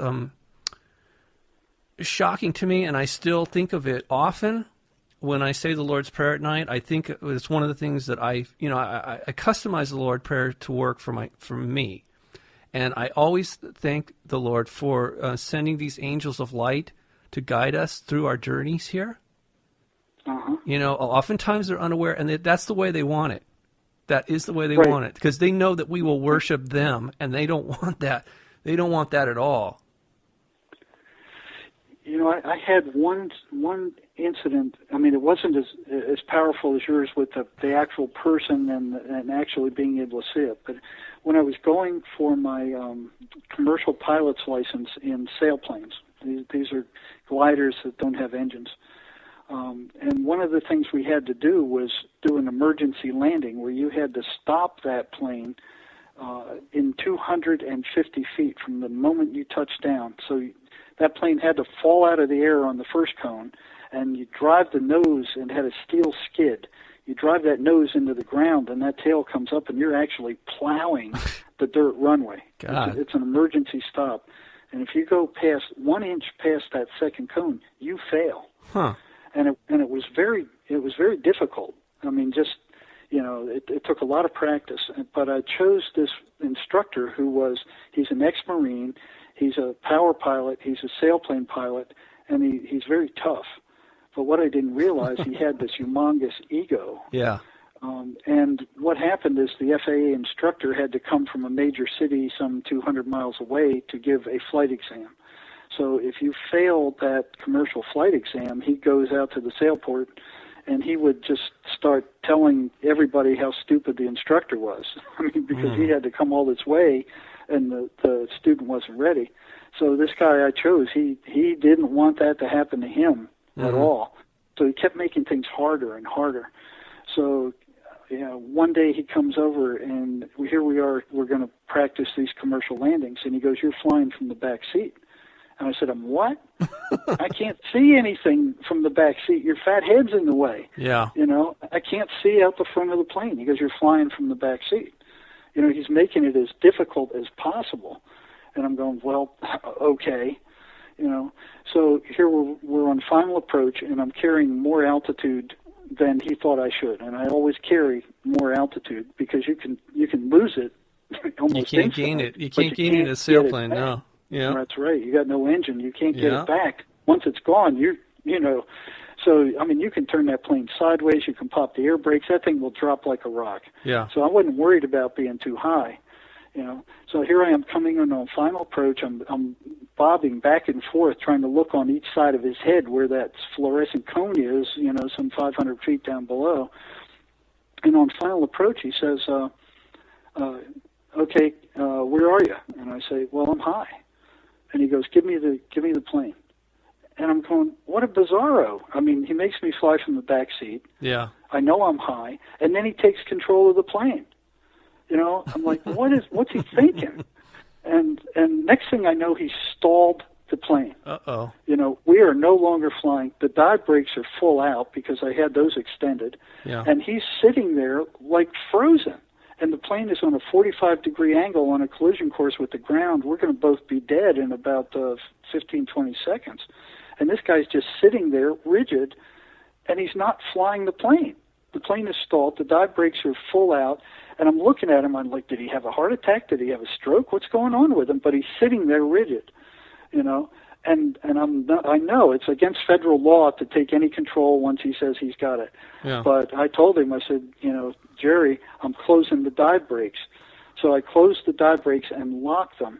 And then after that, this is totally unusual for me in an emergency, on the motorcycle, scuba diving, flying, whatever. I'm doing something. And it was like I drank, half a bottle of tequila. I mean, I just had this super mellow feel come over me.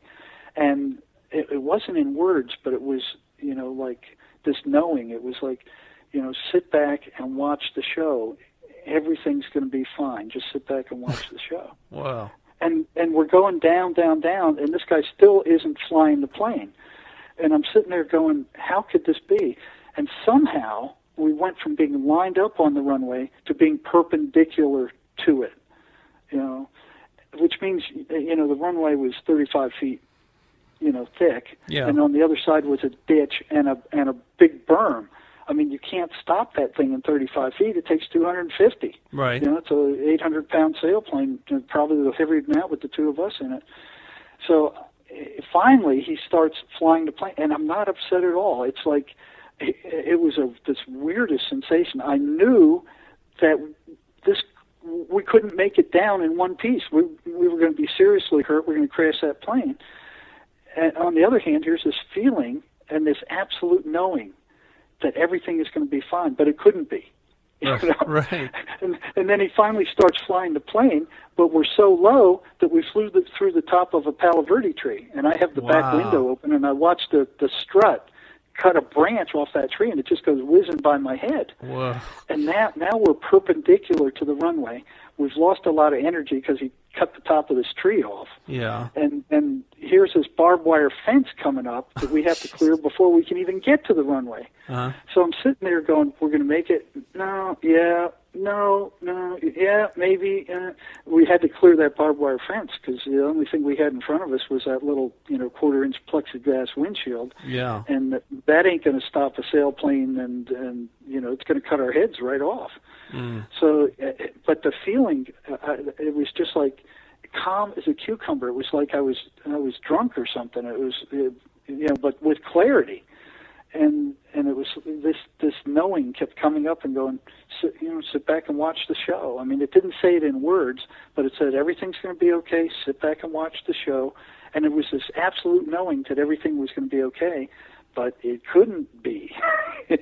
So, looking out of the plane, we're low, we're real low, and I was wondering whether we're even going to clear that berm.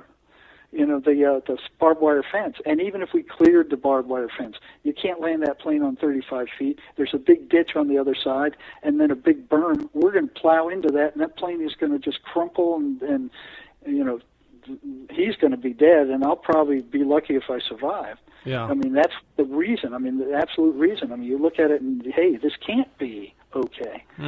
So we finally clear that fence, and then suddenly he jams full right rudder, and the whole side of the plane is faced in the direction that we're flying. So the plane is no longer flying. It's a giant air brake, and it falls 25 feet straight down and bangs into the runway. And here's this explosion of dirt and rock, and I'm going, oh, my God, the landing gears collapsed. The wings are broken off, and the thing just balances for a second. Once it hits the ground inside of this big cloud of dust, and then the wing just falls over like a dead bird, and we're both just sitting there, stunned. Wow. And I'm looking at him, and I'm going, what the hell did he just do? I mean, why did this happen? Yeah. And none of us are saying anything. So he opens the canopy after about 30 seconds. We both step out of the plane, don't say a word to each other, and we slowly start circling the machine. And we make a complete circle, and there is not a scratch on it. There's no damage to the landing gear. There's no folded wings. There's not even any tear in any of the fabric. That plane is perfectly in good condition. Wow. And it couldn't be. You can't drop a right. 800-pound sailplane from 25 feet and expect no damage. And people are running from the sailplane porch, going, hey, man, they just crashed. They killed themselves. And we're standing there looking, and I look at him and I said, Jerry, what just happened? And he looks at me and he goes, I don't know. Yeah. He wasn't that good a pilot. He didn't land that plane. Something else did that through him, because I flew with him in Civil Air Patrol also. Uh-huh. And every time he'd come into the air control area of this big city nearby, he would freak. He was not that good a pilot. Uh-huh. He didn't fly that plane, and he didn't even know what happened or how he did it. Right. Well, since you brought up that story, when I was younger, and I'm thinking, I don't know, 12, 13, whatever, I was, my uncle was a fighter pilot in World War II in the Pacific. And one of the things I was pretty envious of the fact that he was a pilot. Okay, and so he says, "Well, look, I'll take you out to do the sailplane." I think he called them gliders, but same difference. It's just for people who don't know. It's just a small two-seater that has no engine, and you tow it up, and then you detach, and then you come down. It's a pretty simple procedure, and a lot of times this is the first step for people who want their private pilot's license. So I was pretty jazzed about the idea, and we went out there, and one of his sons met us out there, and he ended up going up, and by the time they were done, there was no more time for me to go up and try my hand at it. Obviously I would have just been maybe had the controls for maybe a couple seconds, and then he would have landed the damn thing. Anyways, I remember it very vividly. When you're talking, it's like I can visualize everything about it, the whole facility, the aircraft, and some of the hazards. So anyway, we're coming home. It's late. I mean, it's late, but we had to drive 3 hours from the desert to get back to Malibu. We're coming down this hill, and what had happened is some people were going up the same hill as we're going down. People in a Volkswagen went up the hill, lost power, and for some reason the driver panicked and cut the wheel the wrong way. And so instead of just gliding back on his side, like on the left side, relative to us, he turned the wheel really hard and came across with no lights, no nothing. He'd lost all power in the car, and it came across it seemed like out of nowhere to us, right? my uncle, and I think it was like a Pontiac Firebird, something like that. He was driving.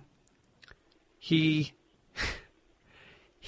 put that car like James Bond. He literally, we were going like 56. I mean, really, probably more like 65 miles an hour at the time, coming down that hill.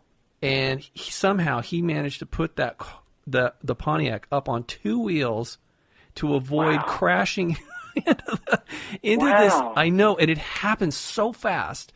And because, I mean, I'll never forget that feeling like, oh shit, we're going to roll over here. And then boom, we were back on all four wheels. I'm like, God damn it. How did he do that?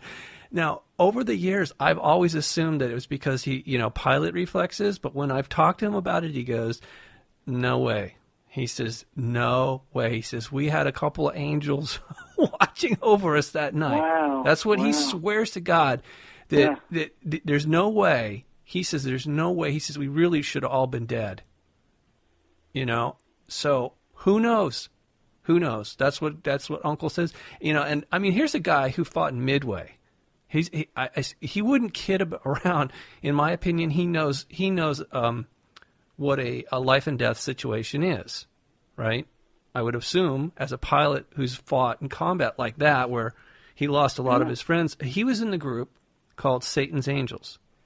When a lot of those guys that made it back to the States formed a little club that you might know as the Hell's Angels. Oh, geez. Yeah, that's right. So now that's my uncle for you. For him to say something about angels is really ironic, because their logo. He showed it to me one time. He took me out to March Air Force Base and he showed me the museum, and their logo was a black human-looking entity in the clouds that had red glowing eyes, and he was throwing down lightning bolts at people from the sky. You know what? These guys that see the shadow people, yeah. If they see their eyes, I mean, you can tell how bad they are. If they see their eyes, the eyes are red or lime green. Woof. Yeah. Getting chills just thinking about it. I know, me too. Me too. And I assume, I don't know this to be a fact, but I assume that people that are in combat probably do see things like this and they never talk about it because they don't want to, there's no place for it. They don't want it. Well, people think they're crazy. Hey, look, I thought I was going nuts when I saw these things. You remember the boy I told you about who somehow I knew that he was hearing the voices. Okay, that was why he was hurting himself, and that's why he thought he could fly. They were telling him that he could fly, and that's why how he was ended up cutting himself, almost bleeding to death. The reason I actually saw these things that were doing this to him, these parasites, is because I was in such it was like a war zone. I walked into this place, that room, I'll never forget it, because there was blood everywhere and glass, and the grandmother was standing there white as a sheet. She was utterly like a statue. She was in total shock, and so. My life wasn't threatened, but I'm telling you, that's about as close as I've ever gotten to a battle zone. And it really was. It was for that family. It was they were fighting for the life of that boy who was being tormented, and it was obviously scaring the crap out of the grandparents. They're having a feeding frenzy. Like I said, though, I don't think I would have seen these things if it wasn't for that heightened state of awareness, like like an altered state of consciousness. Simply because of the adrenaline or whatever you want to call it that was running through my body at that moment, like an extrasensory perception. So when it abated and I left the situation, and I started feeling weird. I mean, really unnaturally weird, like something was literally draining energy out of my solar plexus, which I never felt before. I've never felt that before. I don't ever want to really feel that again, but it's like I equated that to them, these things, whatever they were. And there was a bunch of them there. I mean, I know it was more than a few, okay, in the room, in the air. So at least that's what I wasn't seeing it with my, okay, let me preface this again. We don't really see things with our eyes anyway. It's all recreated as a hologram inside our head. Okay, so again, this is why it's so dangerous to think that just because you see something and somebody else doesn't, that it's your imagination or it's an hallucination. The ability to image anything is a gift. If everything's all about consciousness, then to negate part of our consciousness because it doesn't fit into a paradigm, which is probably a false paradigm anyway, or one that's being manipulated.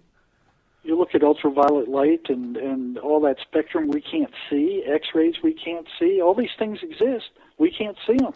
Well, normally we don't, but people that are in altered states of consciousness, whether it be through trauma or through drugs or combination of the both, right?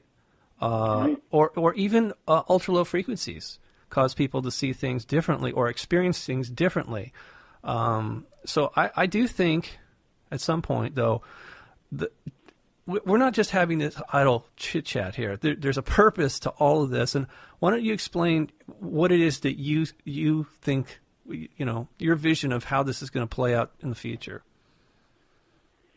Well, number one, I'm virtually certain that unless psychiatry opens their eyes and looks, I've talked to several of them and said, listen, one of the ways you can tell whether the person is faking or not is to ask them about the energy level. Yeah. If they say that they feel good when the voices go away or that they're happy when the voices go away, they're lying. All you got to do is open your eyes and look.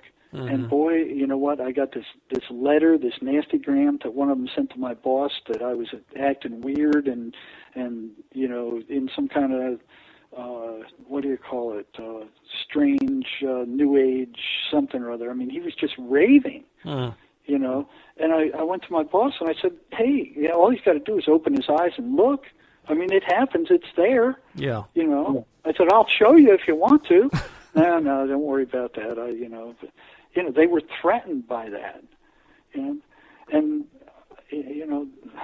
Well, so how can the average person, what do you think the average person could do within their family or circle of friends? Anything? I think one of the biggest things they could do, if they were having, they had a schizophrenic relative or member of the family, is something that Sherry discovered for herself that got her out, and it is that everything they say is a lie. Mm-hmm. Everything, and she would use that over and over and over again when they tell her, well, you're fat or you're ugly. That's a lie. That's a lie. Yeah. That's a lie. So it was like they couldn't get hold, because they have to get a buy-in, and they're relentless. They don't, I'd ask a lot of these guys, I'd say, well, why do you listen to them? And they said, one guy said, it's because they, they're so damn persistent. Yeah. They seem, so they got nothing better to do, so they just. Hey, for them it's survival. They're relentless because to them this is not a game. This is their survival. So of course, right. That's why they act that way. I personally feel like the first step is what we're doing right now, is identifying that there's a problem, because people typically will not act to solve a problem if they don't think there is one, right?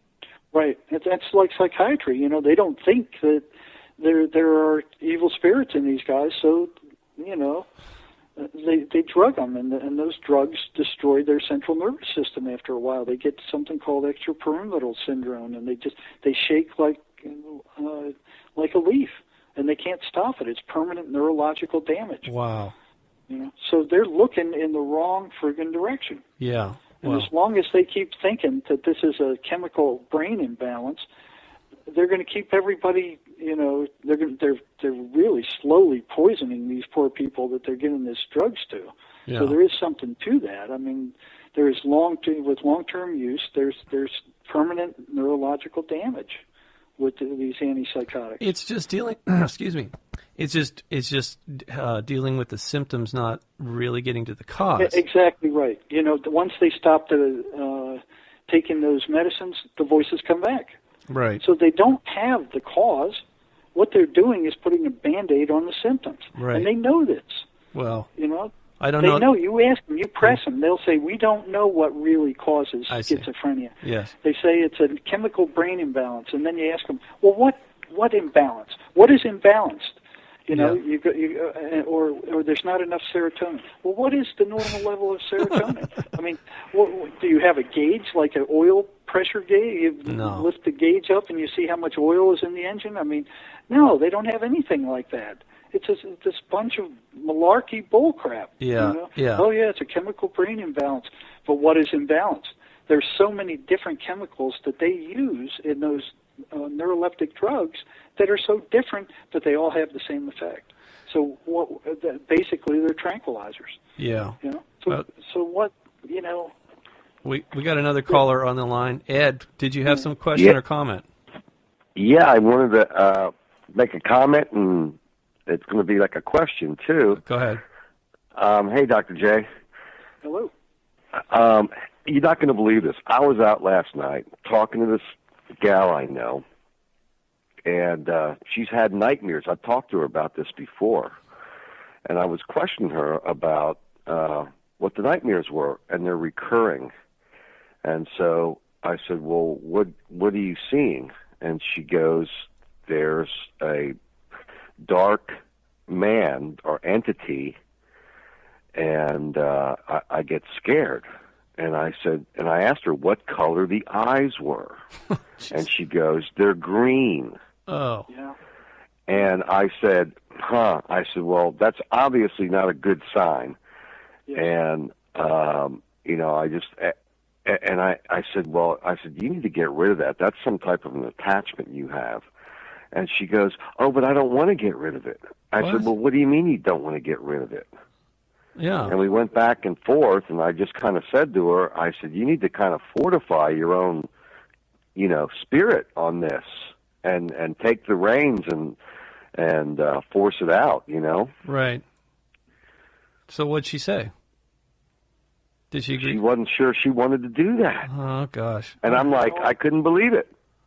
That's one of the first questions I ask the people that I'm thinking could profit from what I can tell them is, do you think these things are your friends?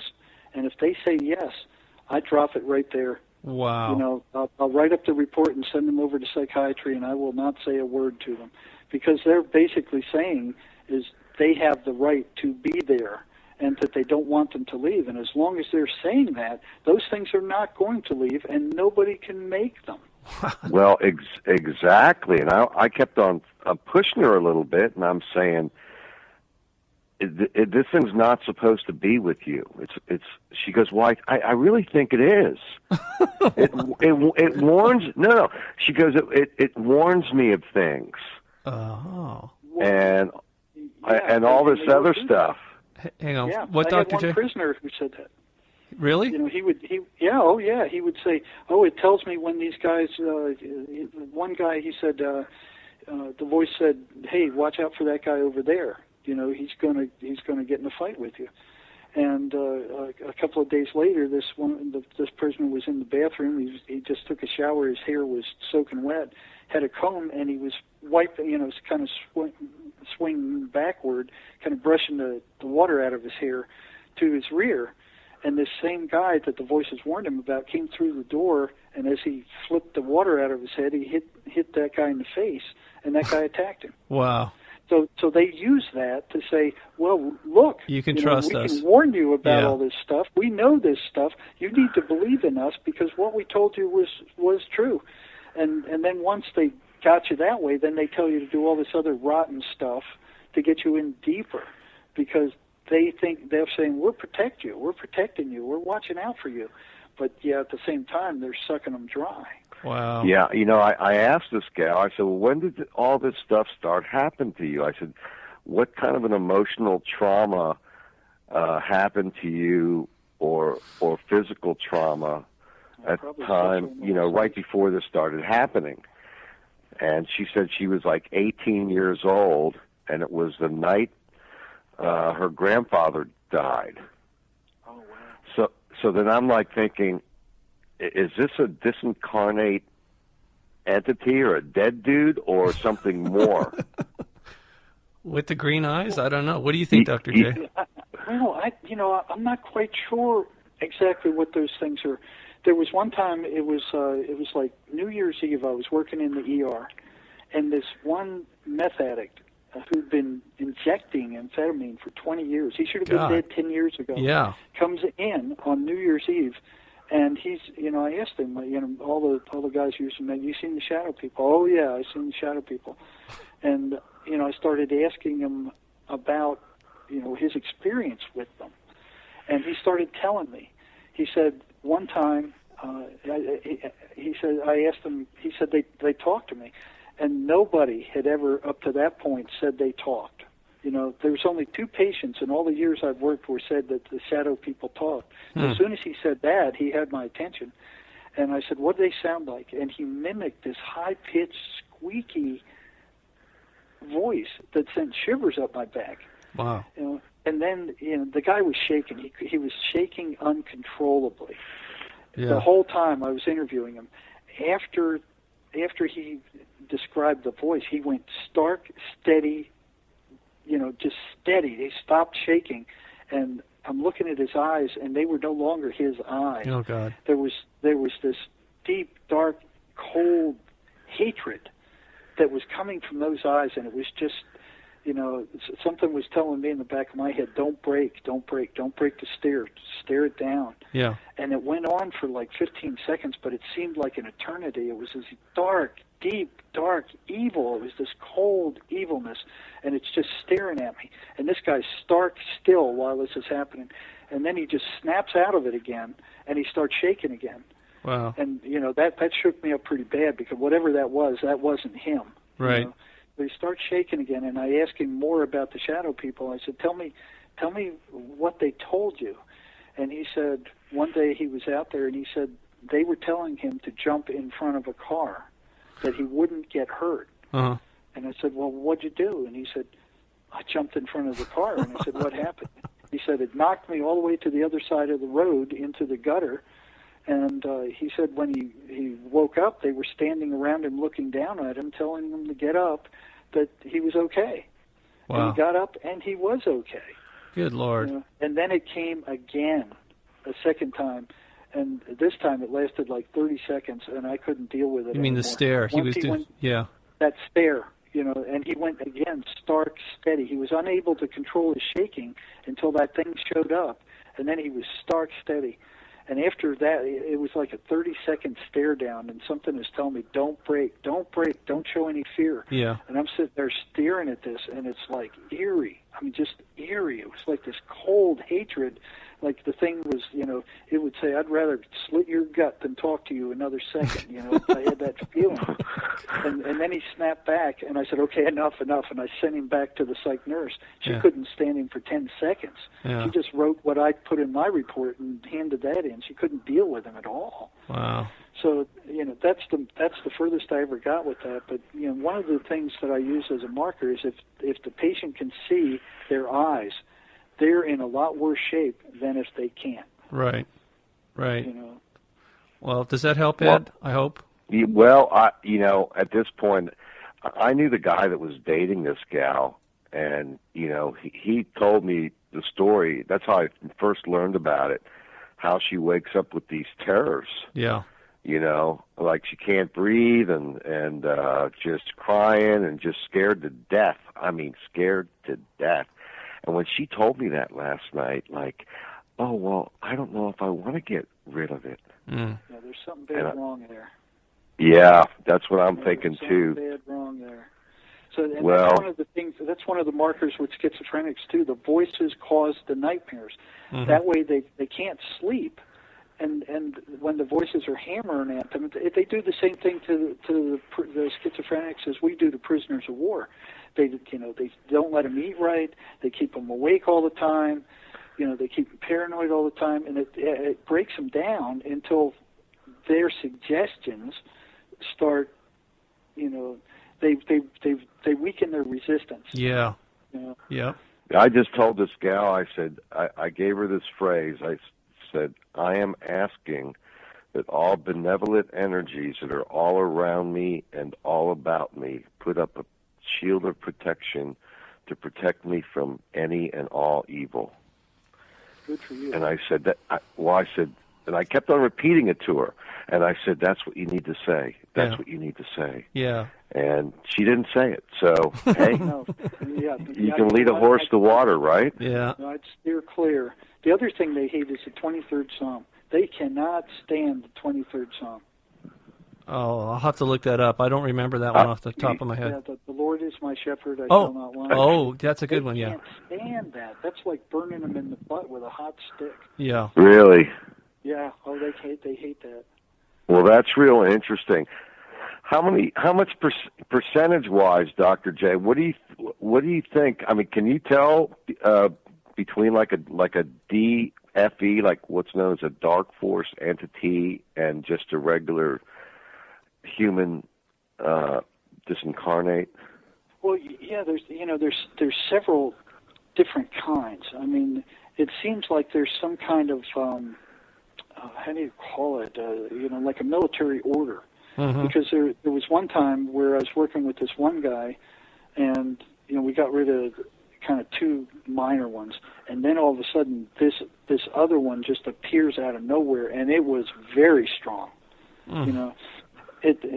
So there's like an order. It's almost like they have different levels where one is commanding a bunch of others, and they're like assigned to destroy a certain person.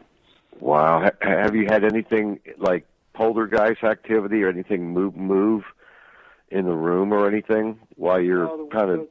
The worst was that crackling thing, where the room was crackling. Right, like an electrical discharge thing. Like an arc welder. And it just went on for a long time.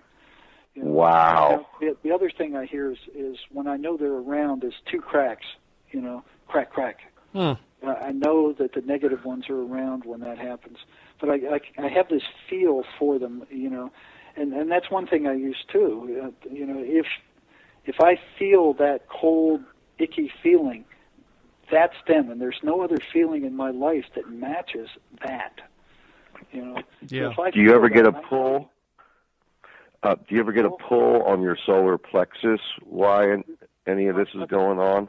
Not that, but what I have had happen is after we cleared some of the prisoners of these voices, that night at about 3 or 4 in the morning, I felt I was being crushed down in the bed. Wow. Like something was physically crushing me in the bed. And boy, I started praying. It scared the devil out of me. Yeah. So they followed you home. They followed me home. They follow everybody. Happened 3 or 4 times, until finally I talked to an exorcist, and he said, "Don't worry about it." I'm like, "What do you mean? Don't worry easy about for it?" you to say. Easy for you to say. Yeah, it's quite frightening. It scared me to death. I mean, you're sitting there, and there's something pushing you down into the bed. There was another time where I heard an explosion, like a firecracker, go off next to my ear. Wow. And it woke me out of a dead sleep. And my wife is still sleeping, but my son, I hear him in the other room going, "What was that?" Huh. So he heard it also. Yeah. And wow. She slept right through it. And it was loud. I mean, it was very, and that was again a night after we had cleared one of the prisoners there. So they're not happy campers. Right. Right. Well, thanks very much for the information. When I heard you say the green eye thing, I had to call up and tell you this story. So thanks, Ed. I enjoyed the program, and thanks for sharing, Dr. J. You bet. Take care. Okay, have a great evening. You too. Bye-bye. Bye. Bye-bye. Yeah. So before we go, I just had to ask you your opinion about psychopaths. Yeah. Do you think that is simply just a choice, bad choices, or are these people under the influence of the entities? I think they're under the influence of the entities. Yeah, I would have to agree. They don't feel, they don't feel any guilt. I mean, they can do the most horrible thing, and there's just, they don't, doesn't bother them. Well, they There's also no conscience. They live in a false reality too. Most of them, from what I understand, is that they don't understand. They don't see things for what they are. They're living some sort of illusion. Well, yeah. one thing I saw working in the prison is, a lot of times I didn't even want to know what these guys did because it would affect what I thought of them. But when I checked into their backgrounds, I mean, it was horrific. They would be raped and beaten and burned and locked in closets, to the point where they just hardened themselves to any kind of suffering and cut themselves off from the suffering of others also. Sure. But I mean, look, I think they are possessed. Yeah, I'm not trying to excuse the behavior by blaming. A lot of people have tried to level that charge at me, like, "Oh, you're excusing people's bad behavior by blaming it on demons," and I want to just be perfectly clear. I think we actually have a higher level of responsibility for our actions based on this model. If what we're saying is accurate, then it's even more incumbent upon people to take responsibility for their thoughts and deeds under this, this basically psychic warfare. Well, what's going on is basically like the cartoon, where you have the angel on one shoulder and the devil on the other, and they're both competing, but you are the decider. And every decision that they make, that the evil entities put into their head, if they go along with it, they're moving more in that direction. Right. I even had one to... I asked this one, and I think it was a female, had both good and bad, and I hear that sometime where you have a bad one, and then one of the things I check out with the good one is the good one ever say anything bad to you, and if they say yes, that's not a good one. Right. But if they say no, they've never said anything bad, then that battle is right clear as a bell. Yeah. So this lady kept moving in the wrong direction, just kept listening to the bad one, listening to the bad one, listening to the bad one, and then I asked her, when's the last time you heard the good one? And she said, well, it's been months ago. And I said, well, you've ignored her, and she, she's just kind of moved off because you're moving in the wrong direction. Right. I said, ask her to come back and ask for her forgiveness, and then ask her to drive the bad one away. Yeah. And she did, and the good one showed up, and it drove the bad one away, and she saw what happened, and she promised, hey, I'll listen to the good one from now on. Right. But yeah, that doesn't happen often, but it does happen periodically where they hear too. Wow. One guy, he was hearing his mother, and I'd ask him, what this guy cleared. I mean, we got rid of the voices. I asked him, what did she tell you? And he says, well, wash my underwear and stay away from bad guys and brush your teeth. I mean, the kind of stuff the mothers would say. Yeah. And I asked him, well, how does she react to the bad voices? And he said, well, she fights with the weaker ones, but there's one real strong one. When he shows up, she takes off. Whoa. I found that interesting. Yeah. And then when the guy cleared, and we got rid of all the voices, and he wasn't looking to have them back, the mother showed up, and he said, my mother wants to talk to you. So here was another time, and I'm like, whoa. And I knew she was good, and I said, well, what does she have to say? And she said, well, thank you for helping my son. I very much appreciate it. And I said, well, you're welcome. Yeah. And I said, what are you doing over there? And she said, well, I'm checking people in. I'm a secretary. I check people in. Whoa. And and I asked her another question after that, and she said, I'm not supposed to be talking to you. Right. Everything you need to know is in the Bible. Yeah. And then she disappeared. Yeah. Yeah. On some level, we're all angels. And in that regard, like I said, we have a multi-phase existence, physical, spiritual, etc.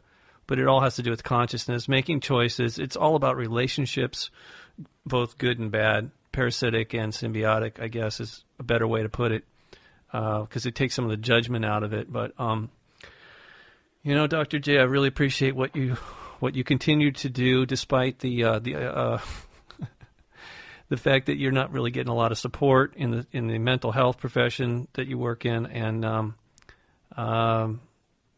please continue to do this good work. Well, I'm not planning to quit. Although I take my lumps from the dark side, I'm sure, periodically.